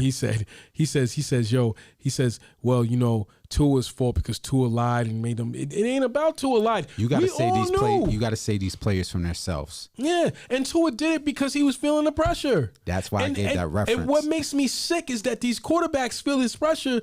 You gonna lose your life? Your life ain't worth that, man. If these idiots want to try to play you and try to replace you. We just went through teams that all trying to replace quarterbacks. And those coaches that are down in the bottom. You don't think I need to on my team? Okay. So hear what I'm saying. All those coaches that are down at the bottom, right? All those teams that are down at the bottom, trust me, coaches ain't going to make it. And this dude, the karma's coming. Because now they 3-2? Mm-hmm. They trust me, Miami's now, how ain't it funny Bridgewater had a concussion? So at some point, and I can assure you, if that thing with Tua never popped off, if they could have hit it, I guarantee Bridgewater would be out there next week. They could have hit. They tried to hit it. Stephen Ross needs to lose his team. You put a young man's life in jeopardy, and so did Mike McDaniels, and so did that doctor, and everybody that was involved. I'm talking about. I'm not talking about the offensive coordinator. I'm talking about the head coach. Needs to lose his job and never coach. He needs to be banned for years, and I mean like 5. And maybe we'll have a conversation when we gets back. After the 5 years, we can have a conversation that you need an opportunity, right? That doctor, your license is done. Go find some other profession to do. And as far as and who else did I refer to? The owner. He needs to lose his team, because this is like a life. We already looking at you for that mess you done pulled with the Brady thing and the clear racism that you pulled with Brian Flores and that whole mess. So, I mean, you need to go away. You know what I think, and we're going to talk about this later. I think the Giants is about to get slayed, because the NFL, they got real cocky with the way they treated their players, and you're going to pay us money because we're the NFL. I think that they are now getting kind of their karma. I think what you're doing in the dark is now coming to light. You no longer can hide that anymore. You get what I'm saying? So it just doesn't make sense. I don't want to hear I don't care about Mike McDaniels crying fake tears. I don't care about Stephen Ross being away from the team. I don't care about the doctor getting fired. He needs his license suspended and never be able to work again. Yeah. You can never work again as a doctor. You got to go somewhere else, man. You got to go over there. You got to go. You got, I don't know, be an entrepreneur, go on another business, being a dentist, go do something, but you ain't going to be no doctor. Not like that. And it was disgusting and sick, and that was scary. And I know if that was my son, you ain't going to make it to that press conference. I can assure you that. That ain't going to never happen. Mm-mm. The fact that you even let him on the field, we probably would have been getting it in. Yeah.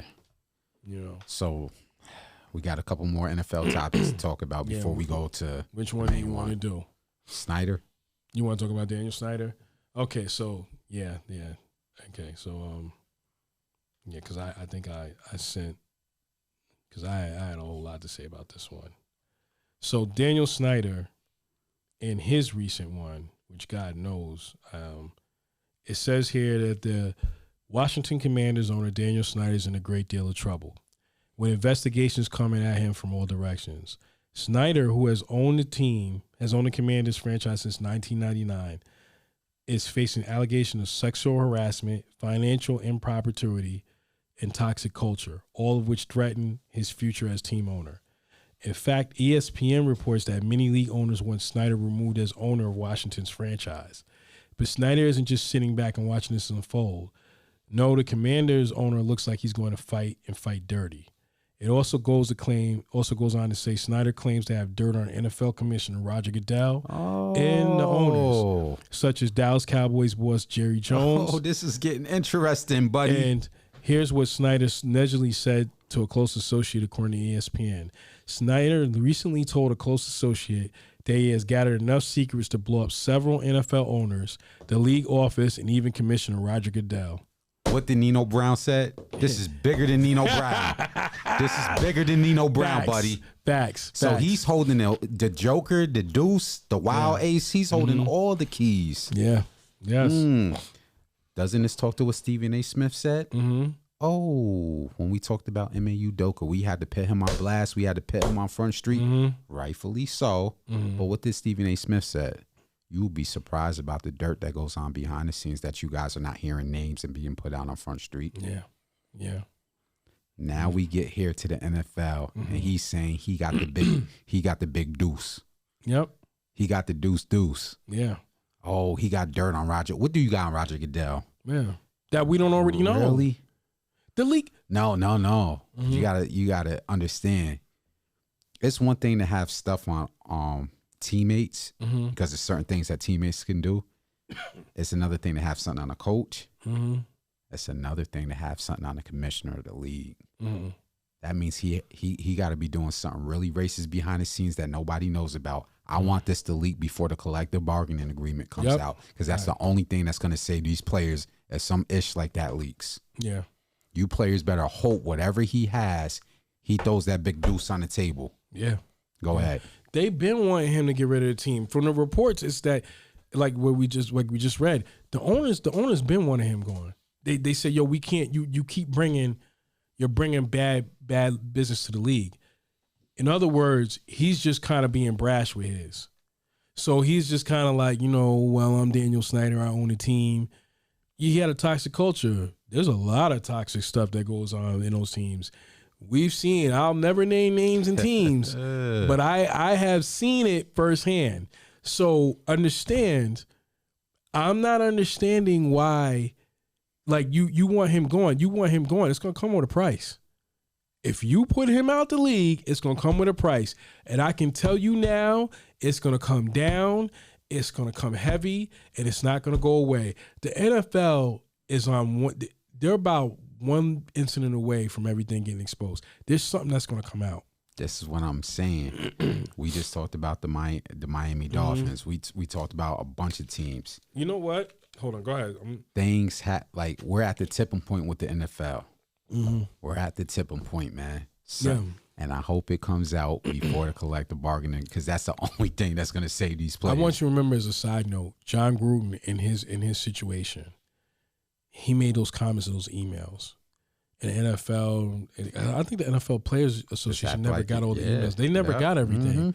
So I'm pretty sure there was more in those emails from more people than just John Gruden that was saying that. There's no way he made those comments and everybody else was just la, la, la, la, la. You get what I'm saying? So let's be honest. Gruden took them to court, and they didn't want it to be a public record about whatever he was coming out with in court.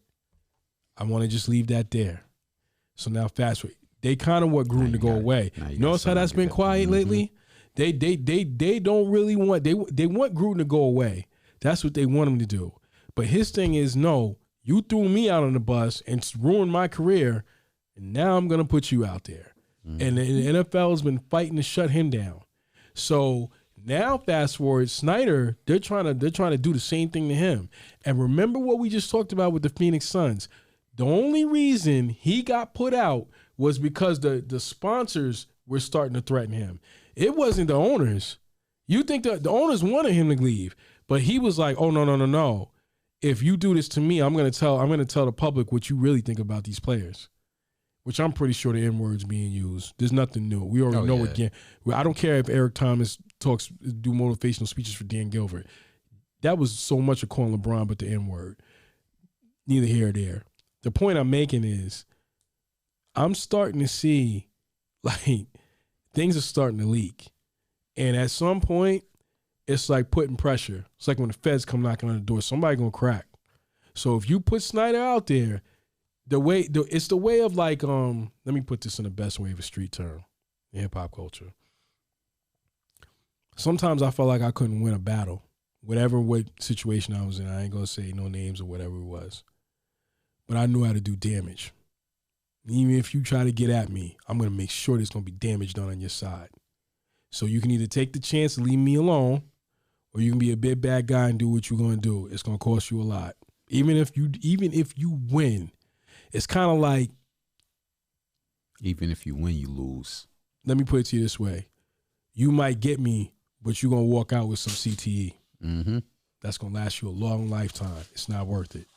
So I guess I'm making the point of, you might get him. If you want to pull the plug on Snyder, that's fine. It's gonna pull down all this other stuff. You're gonna have an ACL tear. So you might want to just tell Snyder, look, man, go away for a while. You can still own the team. Just don't come around. It's kind of what you ever seen Casino? Mm-mm. It's with Robert De Niro in them. A long time ago. Joe Pesci. Yeah. Remember what they told him? They said, yo, not. Because, they didn't want them to know that the mob was running a casino. They said, yo, just take the food and beverage job. Don't be out front.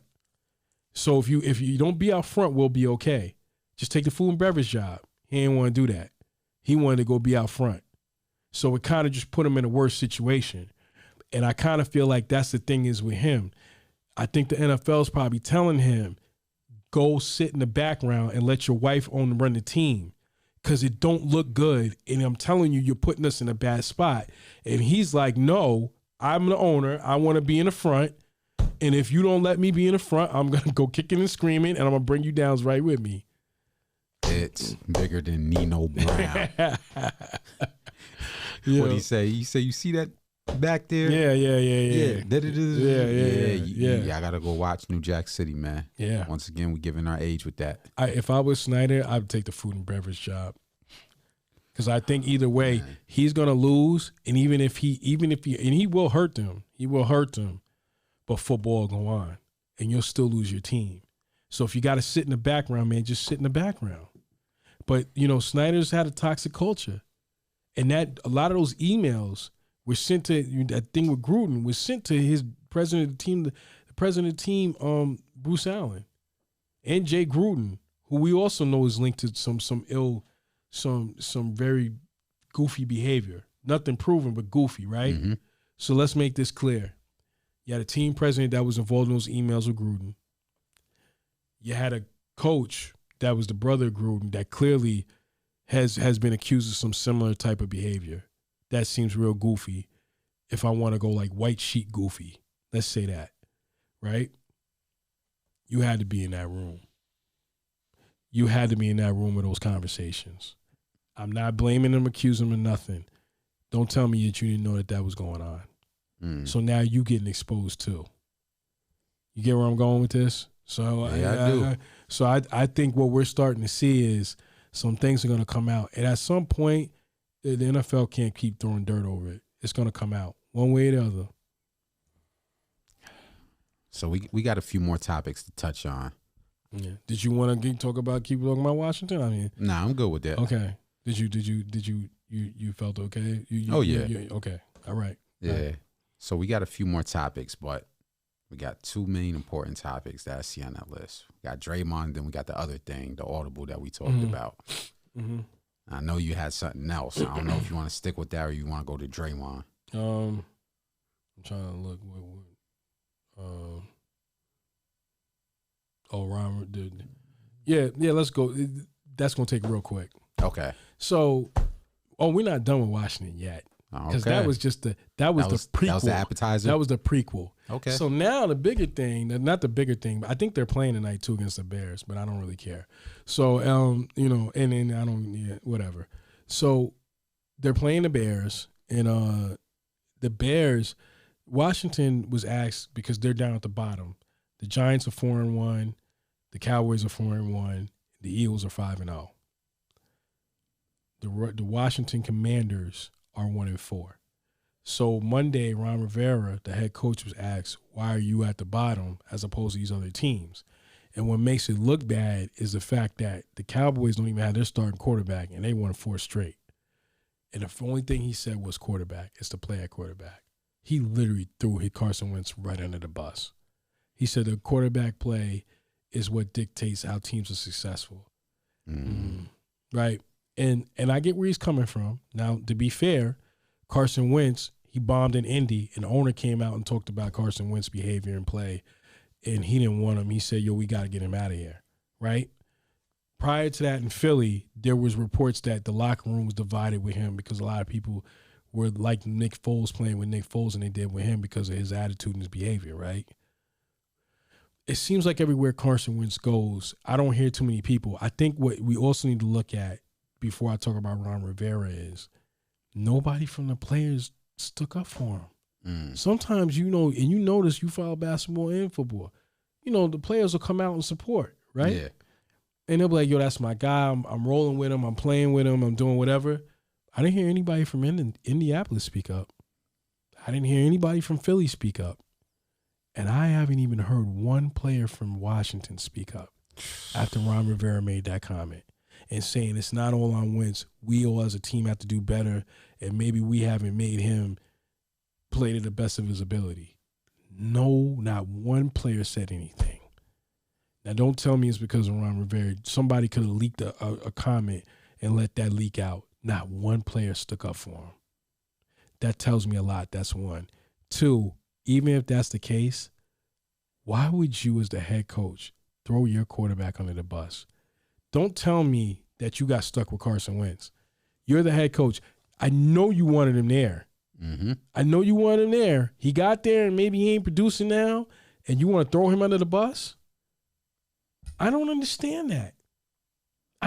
Why would you do that? And let me go here. I don't know. Ron Rivera, you know what? Let me. There was an interesting stat I think I had in here somewhere. So let me go here since Ron Rivera wants to say that quarterback play dictates games. Let me tell you about Cooper Rush. He's not throwing for 300 yards every game. Dallas is 4-1. But Ron Rivera is a specialist in defense, right? Mm-hmm. Right. Okay.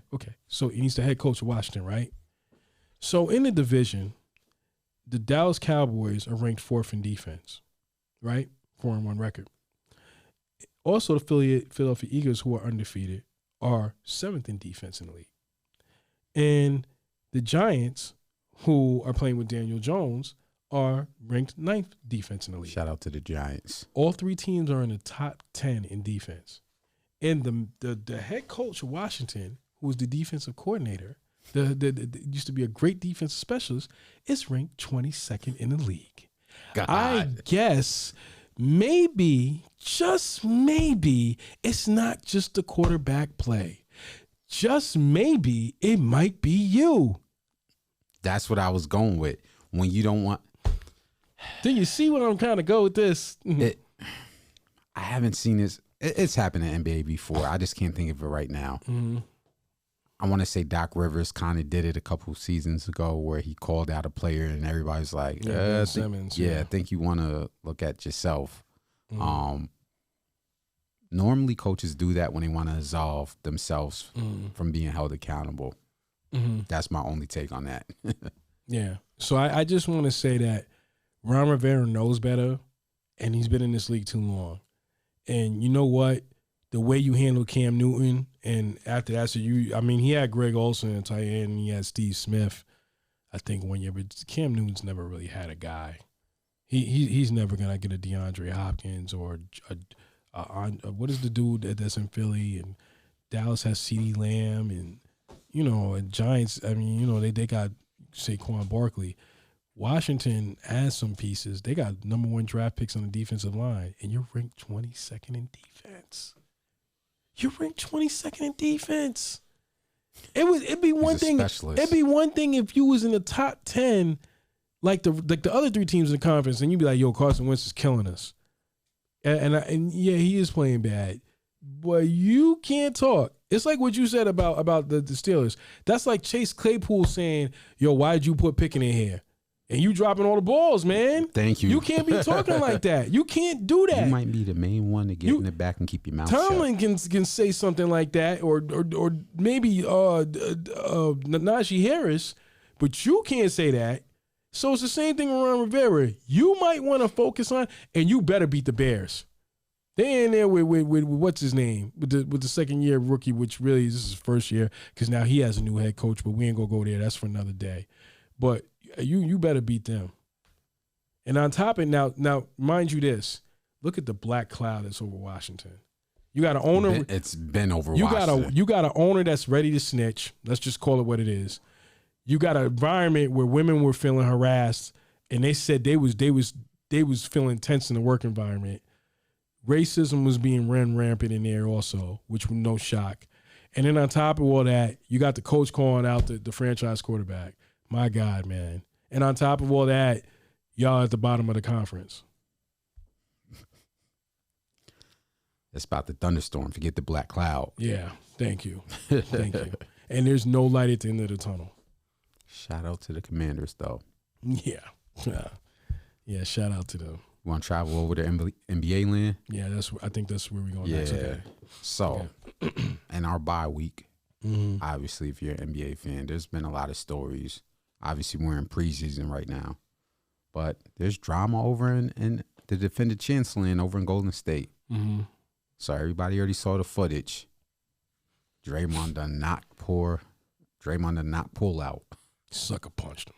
Pow, pow. So, we only going to spend a few minutes on this topic. I want to frame this up the right way. Mm-hmm. He already came out and said, he was wrong. Stephen A., I watched the take today where Stephen A. said he had some, according to his sources, he had some outside problems that he brought into practice, which is very common with players. Here's my issue with this whole situation with Draymond. Yeah, I just came off of a situation where y'all won a championship and you're looking to repeat. And there's a lot of things on the line this year moving forward with the team, with the finances, and with you in particular. Draymond is developing a reputation as, that bad boy, power forward. Like he's trying to go out there like Bill Laimbeer back in the days. Mm-hmm. You're developing a young core over there because you're getting ready, unlike the Steelers, for life after when, the older vets say, okay, we're in our late 30s. It's time for us to pull back. Whether y'all going to keep us or trade us or whatever. This is why they got Kuminga, developing Kuminga. You got Jordan Poole. Andrew Wiggins is like 27 years old. He's starting to step into his prime. Mm-hmm. And you still got Wiseman, who sat out all last year, who's a fresh 7-footer. The problem with the punch outside of the tape being leaked is what message does that send to your young players coming up that you're trying to build a team around? Mm-hmm. Jordan Poole, Kuminga, Wiseman, and Moody, all talented players that can take the reins of the team. Y'all didn't suspend Draymond; he got a fine. Mm-hmm. Everybody said he should have got suspended a couple games in the season. I agree. You don't suspend him. What message are you sending to Jordan Poole and the rest of the young players? What do you think about that? I agree with you 1,000%. I think that, one, he was 1,000% wrong. And I agree with Shannon Sharp. You don't let nobody get in your space like that. I don't know how you saw it. You saw him coming. But like I played, Obviously, I was a third string water boy. I was garbage. But just even at the recreational, it's okay to trash talk. You know, we get into it. Oh yeah, you garbage. Da da da da da. Somebody say something to you, you brush it off. You say something, and the whole rec center is full of trash talking. He probably didn't see it coming because he's like, this is normal for us to trash talk.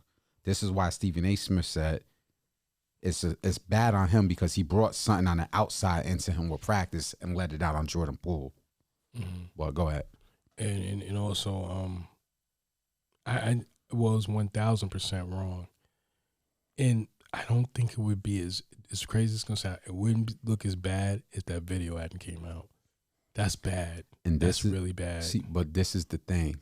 This is where I have to look at Draymond as smart as you're supposed to be. Mm-hmm. Nobody's perfect, but we know we are in a social media era. People are selling videotapes for money. Come on, man. They said that the person who sold that to TMZ probably got $50,000. Yeah.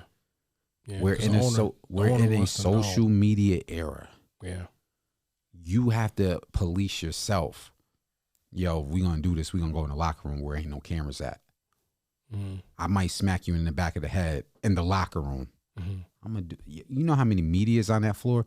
We covered professional games, college and pros. There's media. There's somebody with a cell phone everywhere. Yeah. There's no way you didn't know that somebody was gonna capture that on video and leak it. Yeah. So once again, my take is gonna be a question. Mm-hmm. What culture, even though you have 4 championships, you're on the verge of being called a dynasty like the Bulls, which that's another thing that I'm looking at Draymond. I know what you're trying to do with Golden State. Mm-hmm. See, a lot of people don't want to hear this, but let me help you out. He's trying to pit them up there. With San Antonio, the Lakers, and the Bulls. Mm-hmm.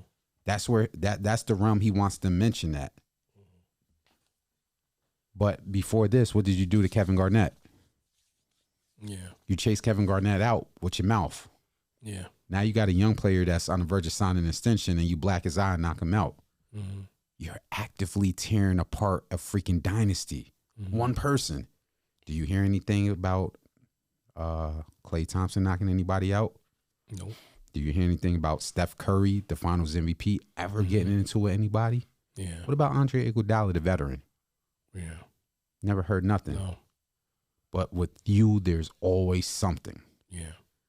What do we do with Draymond Green going forward? We might could have kept you and discussed a contract extension. Now, if I'm the owner, do we really want to keep you? Nope. The more trolling he's worth. You're the owner. What do you do with Draymond Green? He probably been out of there, man. I might have let him do the ring ceremony, but yo, we're gonna release you after this because I don't want to deal with it. I just don't. I know what's coming with you. And there was reports that I don't know if you knew. There was reports that he wants to go to L.A. We'll put you there. Don't worry, I'll release you, and then you can get out. I hope it works out in L.A. Maybe you'll get 3 rings there because we all saw what happened when LeBron took over that team, right? Mm-hmm. Guess you're gonna win 3 rings. I don't think you understand what's about to happen. That was wrong what he did. And it's worse that it's on camera. And now you need to suspend them. So that's my problem with this. The thing is they made the rationalization. I want a jury take on this. They said they wanted him there for the ring ceremony. Now some people saying he shouldn't even be there for that. And I'm like, he was kind of like part of you got to give him his ring. Yeah. But I think there's a way you can suspend him and still have him at the ring ceremony. Like, you can come to the ceremony, but you're not playing. We can't have you out there, man. Mm-hmm. Like, you can't be putting your hands on this kid. And it's one thing, had he did something to the effect, talk about somebody's mom or something like that, that's one thing. You just did this because you was having a bad day. And you lucky that's not a person that's got a mentality like somebody said something. Because when we got in the locker room, I'd have played cool. The next day, I'd have went upside your head. When you wasn't looking, I went right upside your head. A former player said something. I wish I could pull up the tweet. They was like, I forgot what player it was, but I'm just going to frame it this way. Mm-hmm. You weren't acting this way around said player who were your size. There was another player off the court that he allegedly was getting into some verbal I altercation. forgot. I know you're talking about too, because it leaked out. Yeah, yeah, it leaked out. He was like, "Well, where was all this mentality?" I don't know if it was Kendrick Perkins. It wasn't Perkins. No, it was somebody who was between 6'8" and 6'10". Yeah. And he was like, "Well, why didn't you swing on him like that?" See, Yeah. Jordan Poole, like I see He Jordan seems Poole, like a nice kid. yeah, but Jordan Poole 6'3", 190, soaking wet. Draymond Green with his shoes off is 6'6", 230. So let me just explain the difference between athleticism. 6'3", 180, like we see those type of athletes all the time anywhere at a rec league. I'm talking size-wise. Yeah. You see somebody 6'6" who can play football with a heavy hand like that, yeah, he could have broke that kid's face to where he couldn't play half the season. That's another thing. We done seen players get elbowed in the game and miss half the season because they have to have that mask on because they broke a bone in their foot. Right. What if you'd have broke Jordan Poole's or what's it called, oracle bone? Yeah. What if you'd have broke this the bone in his nose where he'd have had to wear a mask? This is what I'm saying. You knocked him out, which was bad enough, but you could have did damage to this kid's face. There is no way, if I'm the owner, you know what? I will let you play. You know why I'm going to let you play? To get your value up. Go out, get a couple triple doubles, and before January, you out of here because I'm looking to see what kind of first-round draft picks I could get for you and what kind of players, veteran complementary pieces I could get over here to build with these young players. I don't think him and Jordan Poole's relationship is ever going to be the same again. Dog, can you imagine going in the locker room with somebody knocking you out and you got to look at him for 82 games and act like things are cool because y'all just won a championship? You got to act crazy. like it with a straight face. Oh, I'm coming down. I got to pass you the ball and do it behind the back pass and be like, look, guys, we're fine. Hey, nice pass, Draymond. Yeah. Knowing you just knocked me out in front of all my friends, family, social media, and I got to smile every time you pass me the ball. Everybody saw it. The whole world saw it. This is the equivalent. I don't know if people remember a couple years ago where D'Angelo Russell got into it with Nick Young on the Lakers, and this was a behind-the-scenes situation where somebody cheated on their girlfriend and D'Angelo Russell blew it up in the media. That's not this, but Magic Johnson said, we can't have that in the locker room. You got to go. Yeah. This is a physical altercation where you embarrass this kid after a championship run. It got out to the media. You could have really hurt this kid, and now he has to sit here with a straight face and act like it's all normal because we just won a title. Yeah. I know Steph and Clay are looking at him like that's a situation where, and then here's another thing. We're all human. We're not robots. We have emotions. He might be fine for the first month. He might be fine for the second. There's going to be one day where Draymond's going to look at him sideways and he's going to take a cheap shot at him. Then what? He's going to, when we're in scrimmage playing, I might clip him now. You going for a loose ball? Let me stick my foot out. You going up for a rebound? Let me elbow you. That's just too toxic of a situation. Yeah, I don't. You know what else too, man? Like I don't know. It's not the same. It's like I was saying. How are they going to coexist?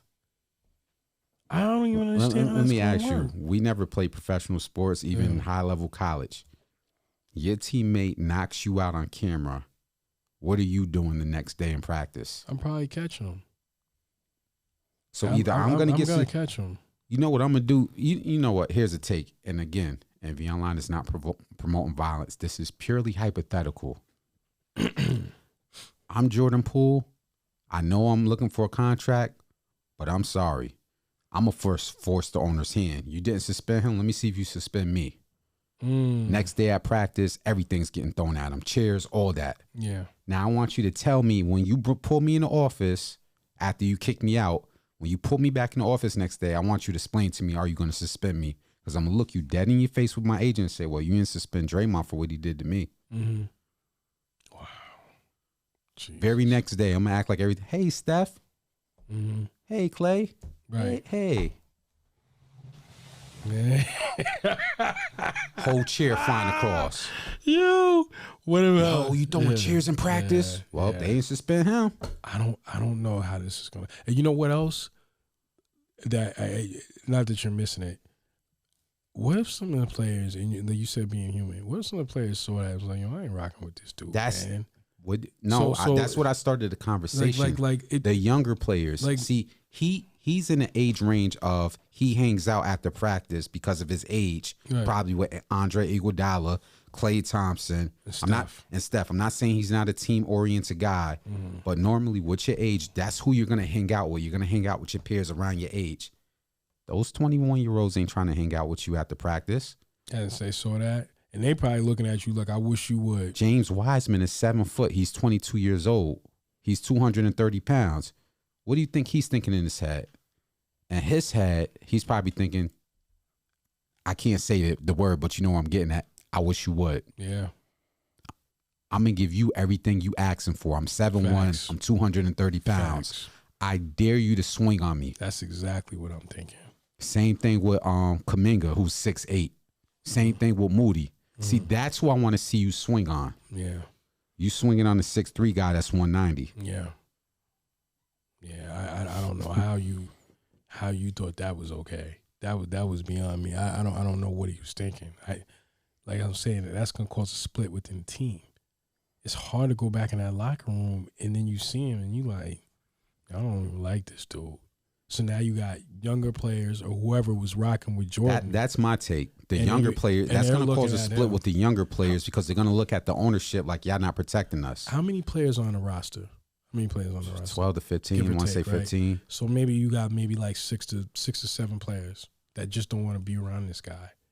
Being the coach, you now have to deal with that. And they're looking at you as the coach like, yeah, whatever, coach. I'm going to do what I do. I'm just going to come here and do it until that guy gets out of here. You just don't want him around. Mm-hmm. You can't, because if you see the division in the locker room, like what I think Brooklyn's going to find out later on, trust me, as a side note, and I'm not going to deter to it, but let me say this, everything that Kyrie did last year, he's going to have to win back that locker room, and good luck with that because you threw the coach under the bus too. That's a bad locker room. You get what I'm saying? So going back over here to Golden State, I don't know how Steve Kerr is going to work that. And you know, Draymond Green said, you know, he said the right things in the press conference. And he says, well, I'm going to stay away from the team. No, you need to stay away from the team. Don't act like you're doing it for the goodness of your heart, man. You need to stay away from Tav. Yeah. Knock somebody out on camera in practice over words that, let's be honest, because I seen Draymond Green do this in games. We see him start something like he did it to Jaylen Brown, where he knocked him on the floor, and then when Jaylen Brown got up, he pulled the shorts down. It was like, well, what was I supposed to do? He was trying to punk me. You started the altercation. Yeah. You started the altercation and then said I had to defend myself. That's the type of person he is. You probably said something to Jordan Poole to make him say something back to you. Now you got in his face like, well, what am I? Because I think his mother is on Twitter. It's like, well, what was my son supposed to do? He pushed him. Yeah. He pushed him after you started an altercation with him. Yeah, he did. Because he kind of got in his space. That's why he pushed him away. He pushed him because you stepped to him. Yeah. Don't sit up here and play innocent because you're his mother on Twitter. That's a whole nother conversation. Yeah, I know. But I know. Shout out to the Warriors. Y'all got some tough decisions to make. Yeah. So we got one more topic to cover. We got a few more? NBA. Where you want to go with the second NBA topic? I don't know. I don't think. Do we? No, we don't think NBA. This is. I think. No, we don't have. I think that's. Let me see. Oh, I'm sorry, man. Went in the wrong direction. I don't think we got any more NBA topics. No more. Yeah, nah. Yeah. That Draymond thing was enough. We all saw enough of that. So we want to go into the audible topic. Yes. Which we're gonna line this up and close this out. Okay. So we talk a lot about sports. We talk hip hop. We talk stuff in our community. Today we're gonna go into a little political conversation. Yep. So, and I'm gonna frame this correctly. Because, we're in cancel culture and I'm trying to be respectful. Yeah. So, I don't want to say the Democratic Party, whatever party released a campaign. The Democratic Party. Okay, so the Democratic Party released a campaign video, and it was a music video with Trina and another artist called Saucy Santana. The video title was going with, I want to say, a black app. And I guess they were pushing it too, getting behind it financially for social media engagement. And the chorus of the song was no voting, no VUCKING. Basically, instead of saying the F word, saying fucking with a V. So immediately, social media went in an outroar. So I'm going to frame this correctly. So please bear with me. On behalf of Enveonline, this conversation isn't about anybody rapping, anybody's sexuality, or anything. I'm going to stick strictly with voter engagement because their message was aimed at black male votes. You released a campaign, and this is the second time. I had to inform you about the first time. Yeah, you did. So I'm trying to keep my composure. Yeah, so last year, the first time was they released the Get Your Booty to the Polls, where they had strippers twerking because they want to engage black male voters. Let me help you guys out. I don't care who you, my thing is I keep my politics to myself. I'm not trying to persuade nobody who to vote for. When I go to the voting booth, I go by myself and my family. But you're trying to engage black male voters who have consistently since the 50s voted Democrat. And for some reason, we're getting a brunt end of the stick by saying we just need to fall in line, shut our mouths, and vote blue no matter who. And we're still turning out at 85% Democrat or more consistently all the time. So now, from a political standpoint, black male voters are like, well, we want resources for our community, whether it be locally, whether it be with school, whether it be with a variety of things. And you know how you've been engaging us for the last 2 years? Over-sexualizing us by saying, well, we know how to get you to vote. Let's twerk for you.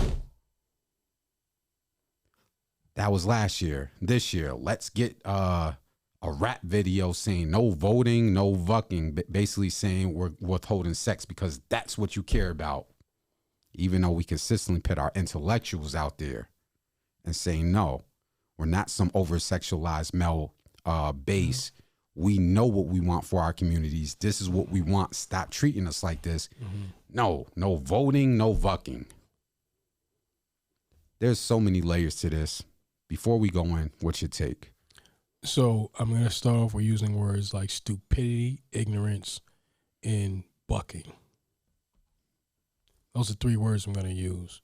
And being at the conversation we had, the meeting we had before, because, we meet and talk before we do this podcast.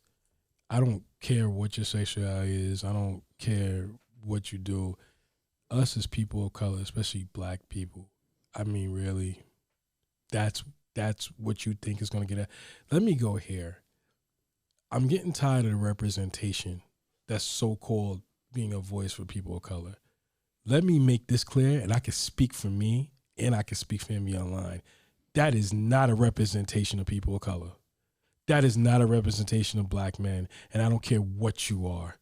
That is the most horrific, disgusting stupidity of ignorance video, that I have ever seen in my life. The message and the signaling. Let me make this, and the fact that I even saw Trina in that tells me you got no business being nowhere near a leadership program or nothing.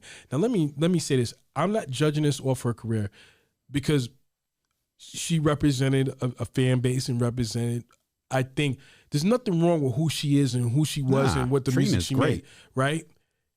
How dare you let them play you like that? Who was your management involved? Who told you that was okay?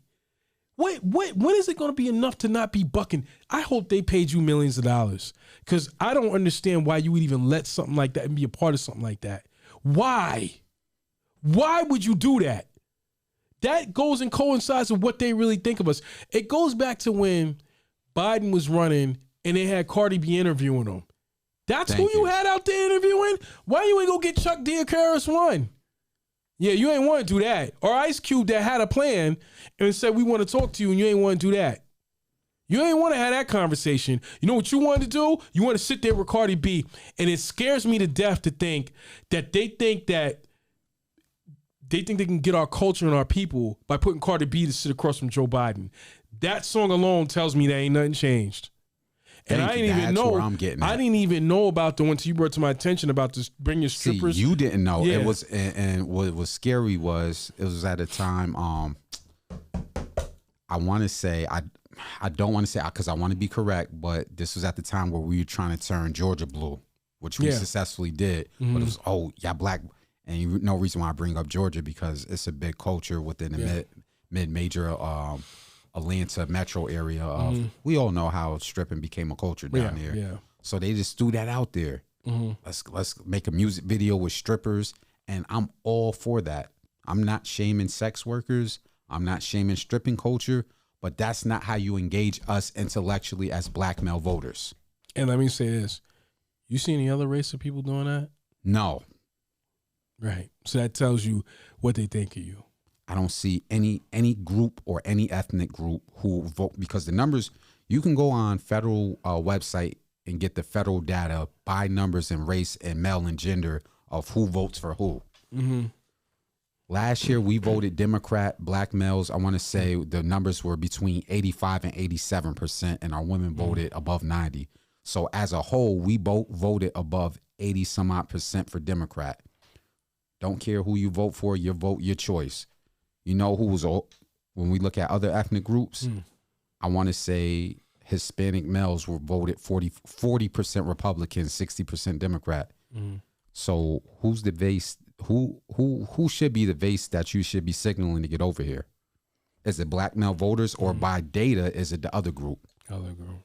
Do you see any music videos aimed at them? Nope. Any sexually explicit? No. It's not just the music video, it's the sexually overalization explicit video saying, well, you know how we gonna get Latino voters? We gonna get the biggest Latino woman artist and have her twerk and see and put a message out. Yeah, I'm so embarrassed. Do you know how disgusting that was? That was the most embarrassing like that's so thing. like we don't got no intellects within our community. That speaks for us better than the representation that you put out. That goes to what you were saying about the representation. Yeah. It's not about what you are, straight, not straight. This conversation isn't about sexuality because I saw a couple bad takes where they was going down that lane. This conversation is not about that. How ignorant can you be? This conversation is about how you are consistently engaging us as a voter block and a voter base. Well, we just going to overset. You know that was the biggest trope for us as a people, 1800s, 1900s. They used calling what they used to say on the plantation, Mendigo fighting. Yeah. And you're still like I hate to use that term because that conversation is gonna go somewhere else. Mm-hmm. But it's like, oh, let's treat the Mendigos like this. But how ignorant can you be? And I'm sorry to cut in. How ignorant can you be? I swear, on the strength alone, because I think that if I'm not mistaken, they're on like Love and Hip Hop, ain't they? Or whatever. Maybe I don't know. I refuse to watch reality TV. It's the most ignorant puppeteer. There's other words I want to use, and it's just crazy. I don't have, to be honest with you, and I'm not going to tell you what you can't do. I would never support anything they do ever again. So they come out and they make an apology or whatever they do. I don't care what it costs me. I don't care. I would never support anything that Trina does ever again. Ever. That's how ignorant you look. Until you start, you got to show me something better than that. And that's why, you know what? Malcolm X said this, and he said this back in the 60s. Bring this up. He made this clear. He said, we're the only people that allows the athletes and the actors and every former entertainers to represent us in a political side of the world. Thank you. And there's no way that we should do that. There's no way. Even as bad as Trump is, do you see them doing videos like that? Oh my God. You have got to be kidding me. Whoever supports it, I don't have nothing to do with you. And I don't care how it sounds. I just, and I remember when we started this, we said we're not going to be following. I don't even know how that got out. because I don't want nothing to do with it. Well, I told you it was a specific black app that I forget the name, and they wanted to use the clout to get subscribers to the app. Yada yada yada. I think it was the most ignorant thing to do, and you're selling your soul, and you're putting these. And let me tell you something about the Democrats. And I'm always running with the Chris Rock there. I'm not Democrat or Republican. I go with what's ever best for our culture. And I don't care. That's not being selfish. That's called being looking out for our culture. Because the thing is, vote Democrat. It's all better for you. Yeah, well, I haven't really seen the whole reparations conversation keep coming up no more. What about the BLMA? Every time we get behind something that they keep telling us to get behind, don't really work out for us well. It's somehow this is the best you could come up with. And let's be honest, Biden's doing his little tap dancing promises because now the election, the voting is starting to come. See, if Trina was any type of, if she had any type of knowledge, when they came to her with that, she'd be like, there's no way I'm going to get involved in that. Because everybody knows where at least our culture has to start, we have to start at the grassroots levels. So we got to start in our own communities with our own politicians, and we got to start getting out and pushing politically behind them. So if that's what you want to do, Go sit in Miami and figure out what politician, grassroots politicians locally that you can get behind and not do those type of videos and say, hey, look, I'm going to get behind you. We're going to stand next to you. We're going to support you financially. Everything. We'll do not a song, but we'll do something to help promote and push you. To go help what's going on in Miami, because I'm pretty sure Miami, there's spots in there they need help. Everywhere we go, where our people are dominant, we need help. And you're doing stuff like that, what do you think that's going to contribute to our people 10 years down the line? Nobody thinks. What are you doing? What are you doing? Nobody thinks 10 years down the line when we do stuff like this. It's because I'm not gonna. I'll tell you after because I don't want people to think we're picking on this person because we mentioned her before. Mm-hmm. But a certain sports analyst, wink, wink. Mm-hmm. Oh, I just think it was cute. It was tongue in cheek. When is stuff gonna stop being cute? A cute little joke. You know, one thing that I always say, because I'm overly critical about us. Mm-hmm. Sometimes I hold us accountable. Yeah. There's a time to laugh. There's a time to joke. Sometimes we laugh and joke a little too much. Yeah. There's nothing funny about that to me. You know what's funny? It's tongue in cheek. They weren't hurting nobody. You're not understanding 10 years from now the precedent that you're setting when they try to engage us politically. If you let this go now, what you tell me? You let this go now, it'll get worse. It's going to get worse, but then they're going to say, this is how we can treat you every time with this situation. Go ahead. How do you feel comfortable? And I don't understand. And I don't, and any artist that wants to keep mute about this, you a clown and a coward too. I have no respect for either of those two individuals for the fact that they even did that. And let me be honest, I don't promote violence, but whatever. You feel some type of way. I've been in rooms with some of those individuals. Like, trust me, you don't want none of this, because that's something I go to war for. This is our people. I have a son. I don't want him ever seeing no buffoonery like that. You look like a buffoon, both you two, and I don't care who sees it. It needs to say both you two look like buffoons, clowns. Like you're selling our vote for a rap video. And for the audience out there, for the hip hop culture, leave that alone. Whatever they're affiliated with, leave it alone. Don't support it. Don't come there. One's a GOAT, and the other one, I don't know what that is. He's just a clown. That's just bottom line. But they're both doing something ignorant and naive. And I don't even know to say, because usually you want to say, well, maybe they need to have, somebody needs to put them on and have a conversation. No. Go sit over there. Go sit. You might as well just go John Kanye, man. Go over there. Go over there. It's to the point where we have to, for example, when we deal with people within our community, we're quick to cancel them for stuff. Mm-hmm. Like we'll see what Kanye's going through. That's a whole nother conversation. Yeah, well, he's going through what he's going through, and I'm not sticking up for him. I haven't been sticking up for him for a while. He chose his side. Now you got to stay over there. Yeah, whole nother conversation. But for some reason, when it's time for us, especially in this political realm, when we're fighting for our survival in this country after all we've been through, slavery, Reconstruction, Jim Crow, mass incarceration, the drug epidemic, yada, yada, yada. I can keep going on and on and on.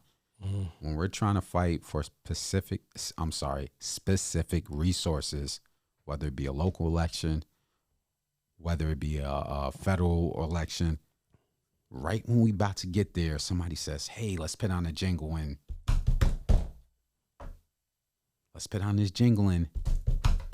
and I'm just like, why? I'm starting to see, and I'm starting to see, and I was kind of holding my vote because I didn't. Let's be honest. Let me say something real quick. I might pull an audible in a minute. Let's say something real quick. When Biden and Trump came, Trump was so bad as it looked to because of things that were going on with COVID. But Biden wasn't great either. It just he looked better than what what the option was, right? Why don't we just hold our vote? Say we're gonna let them come back in here and run things. Since y'all keep thinking we a rap video, you can have that and you can do whatever you want to do and do it. Now the fear is that it might get worse because it did get bad. What I'm saying is though, I mean, just look at what we're dealing with. We put you in the office and this is what you come with. Why would you even get behind that? Let me say this like this way before we close out. Just so people won't think we're being irrational black men and we can't take a good joke. Some of us take this very seriously because we know our history in this country. And just going back to the Malcolm X quote you said, we are the only group of people that consist, not just once or twice, but when it's time to get in this political realm to fight for resources and political laws to change our livelihoods locally and statewide, countrywide. We're the only group of people that consistently pits out our athletes and actresses and not our political poli-sci majors who got master degrees in political science. Because there's hundreds and thousands of those guys, guys and women. Let me be clear, both men and women who are educated in political science who need to be talking for us rather than rappers and basketball players and football players. We're the only group of people. Stuff like this is a flagrant foul to me. Flag on a play. There's not a single ethnic group in this country that would have saw that if that was their political group. They would have been embarrassed. And whether it was Asians, Latinos, name them all, because I'm not excluding nobody. Any ethnic group in this country would have saw that happen to their group. Oh, there would have been a march the next day. Yeah. We shutting down. Or they would have made a public announcement like, yo, we do not condone or get behind that, and we were out of them. We don't want them nowhere near us. They would remove themselves fast. Let me tell you what else I saw. It's an audible, but it's still the same situation. I saw Tommy Tuberville, and I'm giving away my age on this. He was a college football coach that was very successful and made it off the back of black college athletes. And now he's running for some type of office, or he's representing the Republican Party. And he talked about reparations, and he made a comment. I'm not going to pull it up right now. We don't have the time. I'm going to talk about this in the next podcast. It was a remark going against us getting reparations, and it was a very disrespectful comment. And I keep thinking, and let y'all sit here with this, and this goes into when Mike McDaniels just sat there and watched that kid almost lose his life. So I don't care what is half black. He looks like white. He looks white. So please spare me the half black thing. He got up there and made those comments. And I keep thinking about all the times he walked into those black parents' neighborhood houses to recruit and told them everything they wanted to hear. Why to he was make calling money them, off the backs of our community. Why he was calling them the N-word. If you black athletes, especially I'm talking to you young boys, the ones that's in high school, especially down south and out west, Midwest, East, get your butts to HBCU immediately. Going to those universities. I could tell you that is what they really think of us. What I'm going to send you the link. That's what they really think of us. That's what they really. Remember when Kirby Smart made that comment? It always comes out 20 years later. I want you to understand. Kirby Smart just made a comment recently about he doesn't agree with NIL deals because he thinks that it'll ruin the culture. No, you got your money, and you make your money off of young black boys. I don't want to hear nothing you got to say. I don't even want you in my son's house. I don't want you in my house. I don't want you talking to none of my kids. So understand what I'm saying. They are telling you what they think of you. Stop going there. It's that simple. Just stop. We just seen what happened with Kanye. And when Nick Cannon made a comment, and I don't to this day understand It's over my head, but it was clearly offensive to people of Jewish descent. You saw what they did to him. They pull out the bank, they pull out the belt, you get spanked. So why you keep going there? Because they can promise you an NFL deal. Let me tell you something. If you're a highly recruited kid, they're gonna find you. Trust me. If Kirby Smart loses his job, if kids stop going. Let me put it to you this way. If kids stop going to Kirby because of that comment he made, and it seemed like real redneckish, right? If kids stop going there, Georgia will get rid of them. Mm-hmm. Send the message. Let 1 or 2 recruitment class go by and you don't get them top 5. You got a problem with NIL deals? I guess you're going to have a problem with this. You're going to have a problem with walking your behind up out of here. I want you out. Start going to Clemson and other places. Yep. Oh, we just missed out on how many 5-star recruits? Yeah. Nah, he gone. Yep. But going back to this ahead, conversation. Yes. To me, this is something that doesn't need to be ignored by our community. Because if we let this, once again, we let this slide, we can't cry 4 years down the line. Nope. If this is the norm of how they're gonna engage us, yeah, we're not gonna talk about all that stuff that y'all been saying that y'all need for y'all communities. Just get y'all butts to the polls because we made a rap video. Jesus. If we let this go now and we don't stand on this with our social media that we have, with our grassroots organization, with our poli-sci majors and all our real intellects, not saying those people aren't smart, but with the people that should be talking for us about these political issues. If we don't hold the line now, you cannot complain 4, 8, 12 years down the line. And that's the only thing I got to say on this topic. Facts. Yeah, I just want to say an ending like, you artists, please, I mean, and just think about it. What was Trina thinking? Kids follow you. I can't speak for the other buffoon. I don't, but what was you thinking? You know better. You a veteran in the game. That kid's a little younger, but you a vet. You know better. I mean, is the money really worth it? Really? I mean, there's nothing she could say to condone that. Nothing. So I'm done, man. I'm done. I'm done because you're a rapper. We gotta condone your behavior. I'm done. You need to go. You need to go. You at this stage in your life, and I'm not gonna bring up ages and nothing like that. At this stage in your life, that's what you're doing? Really? Let me put it to you in a better way. The example I want to give, because we only got a few seconds.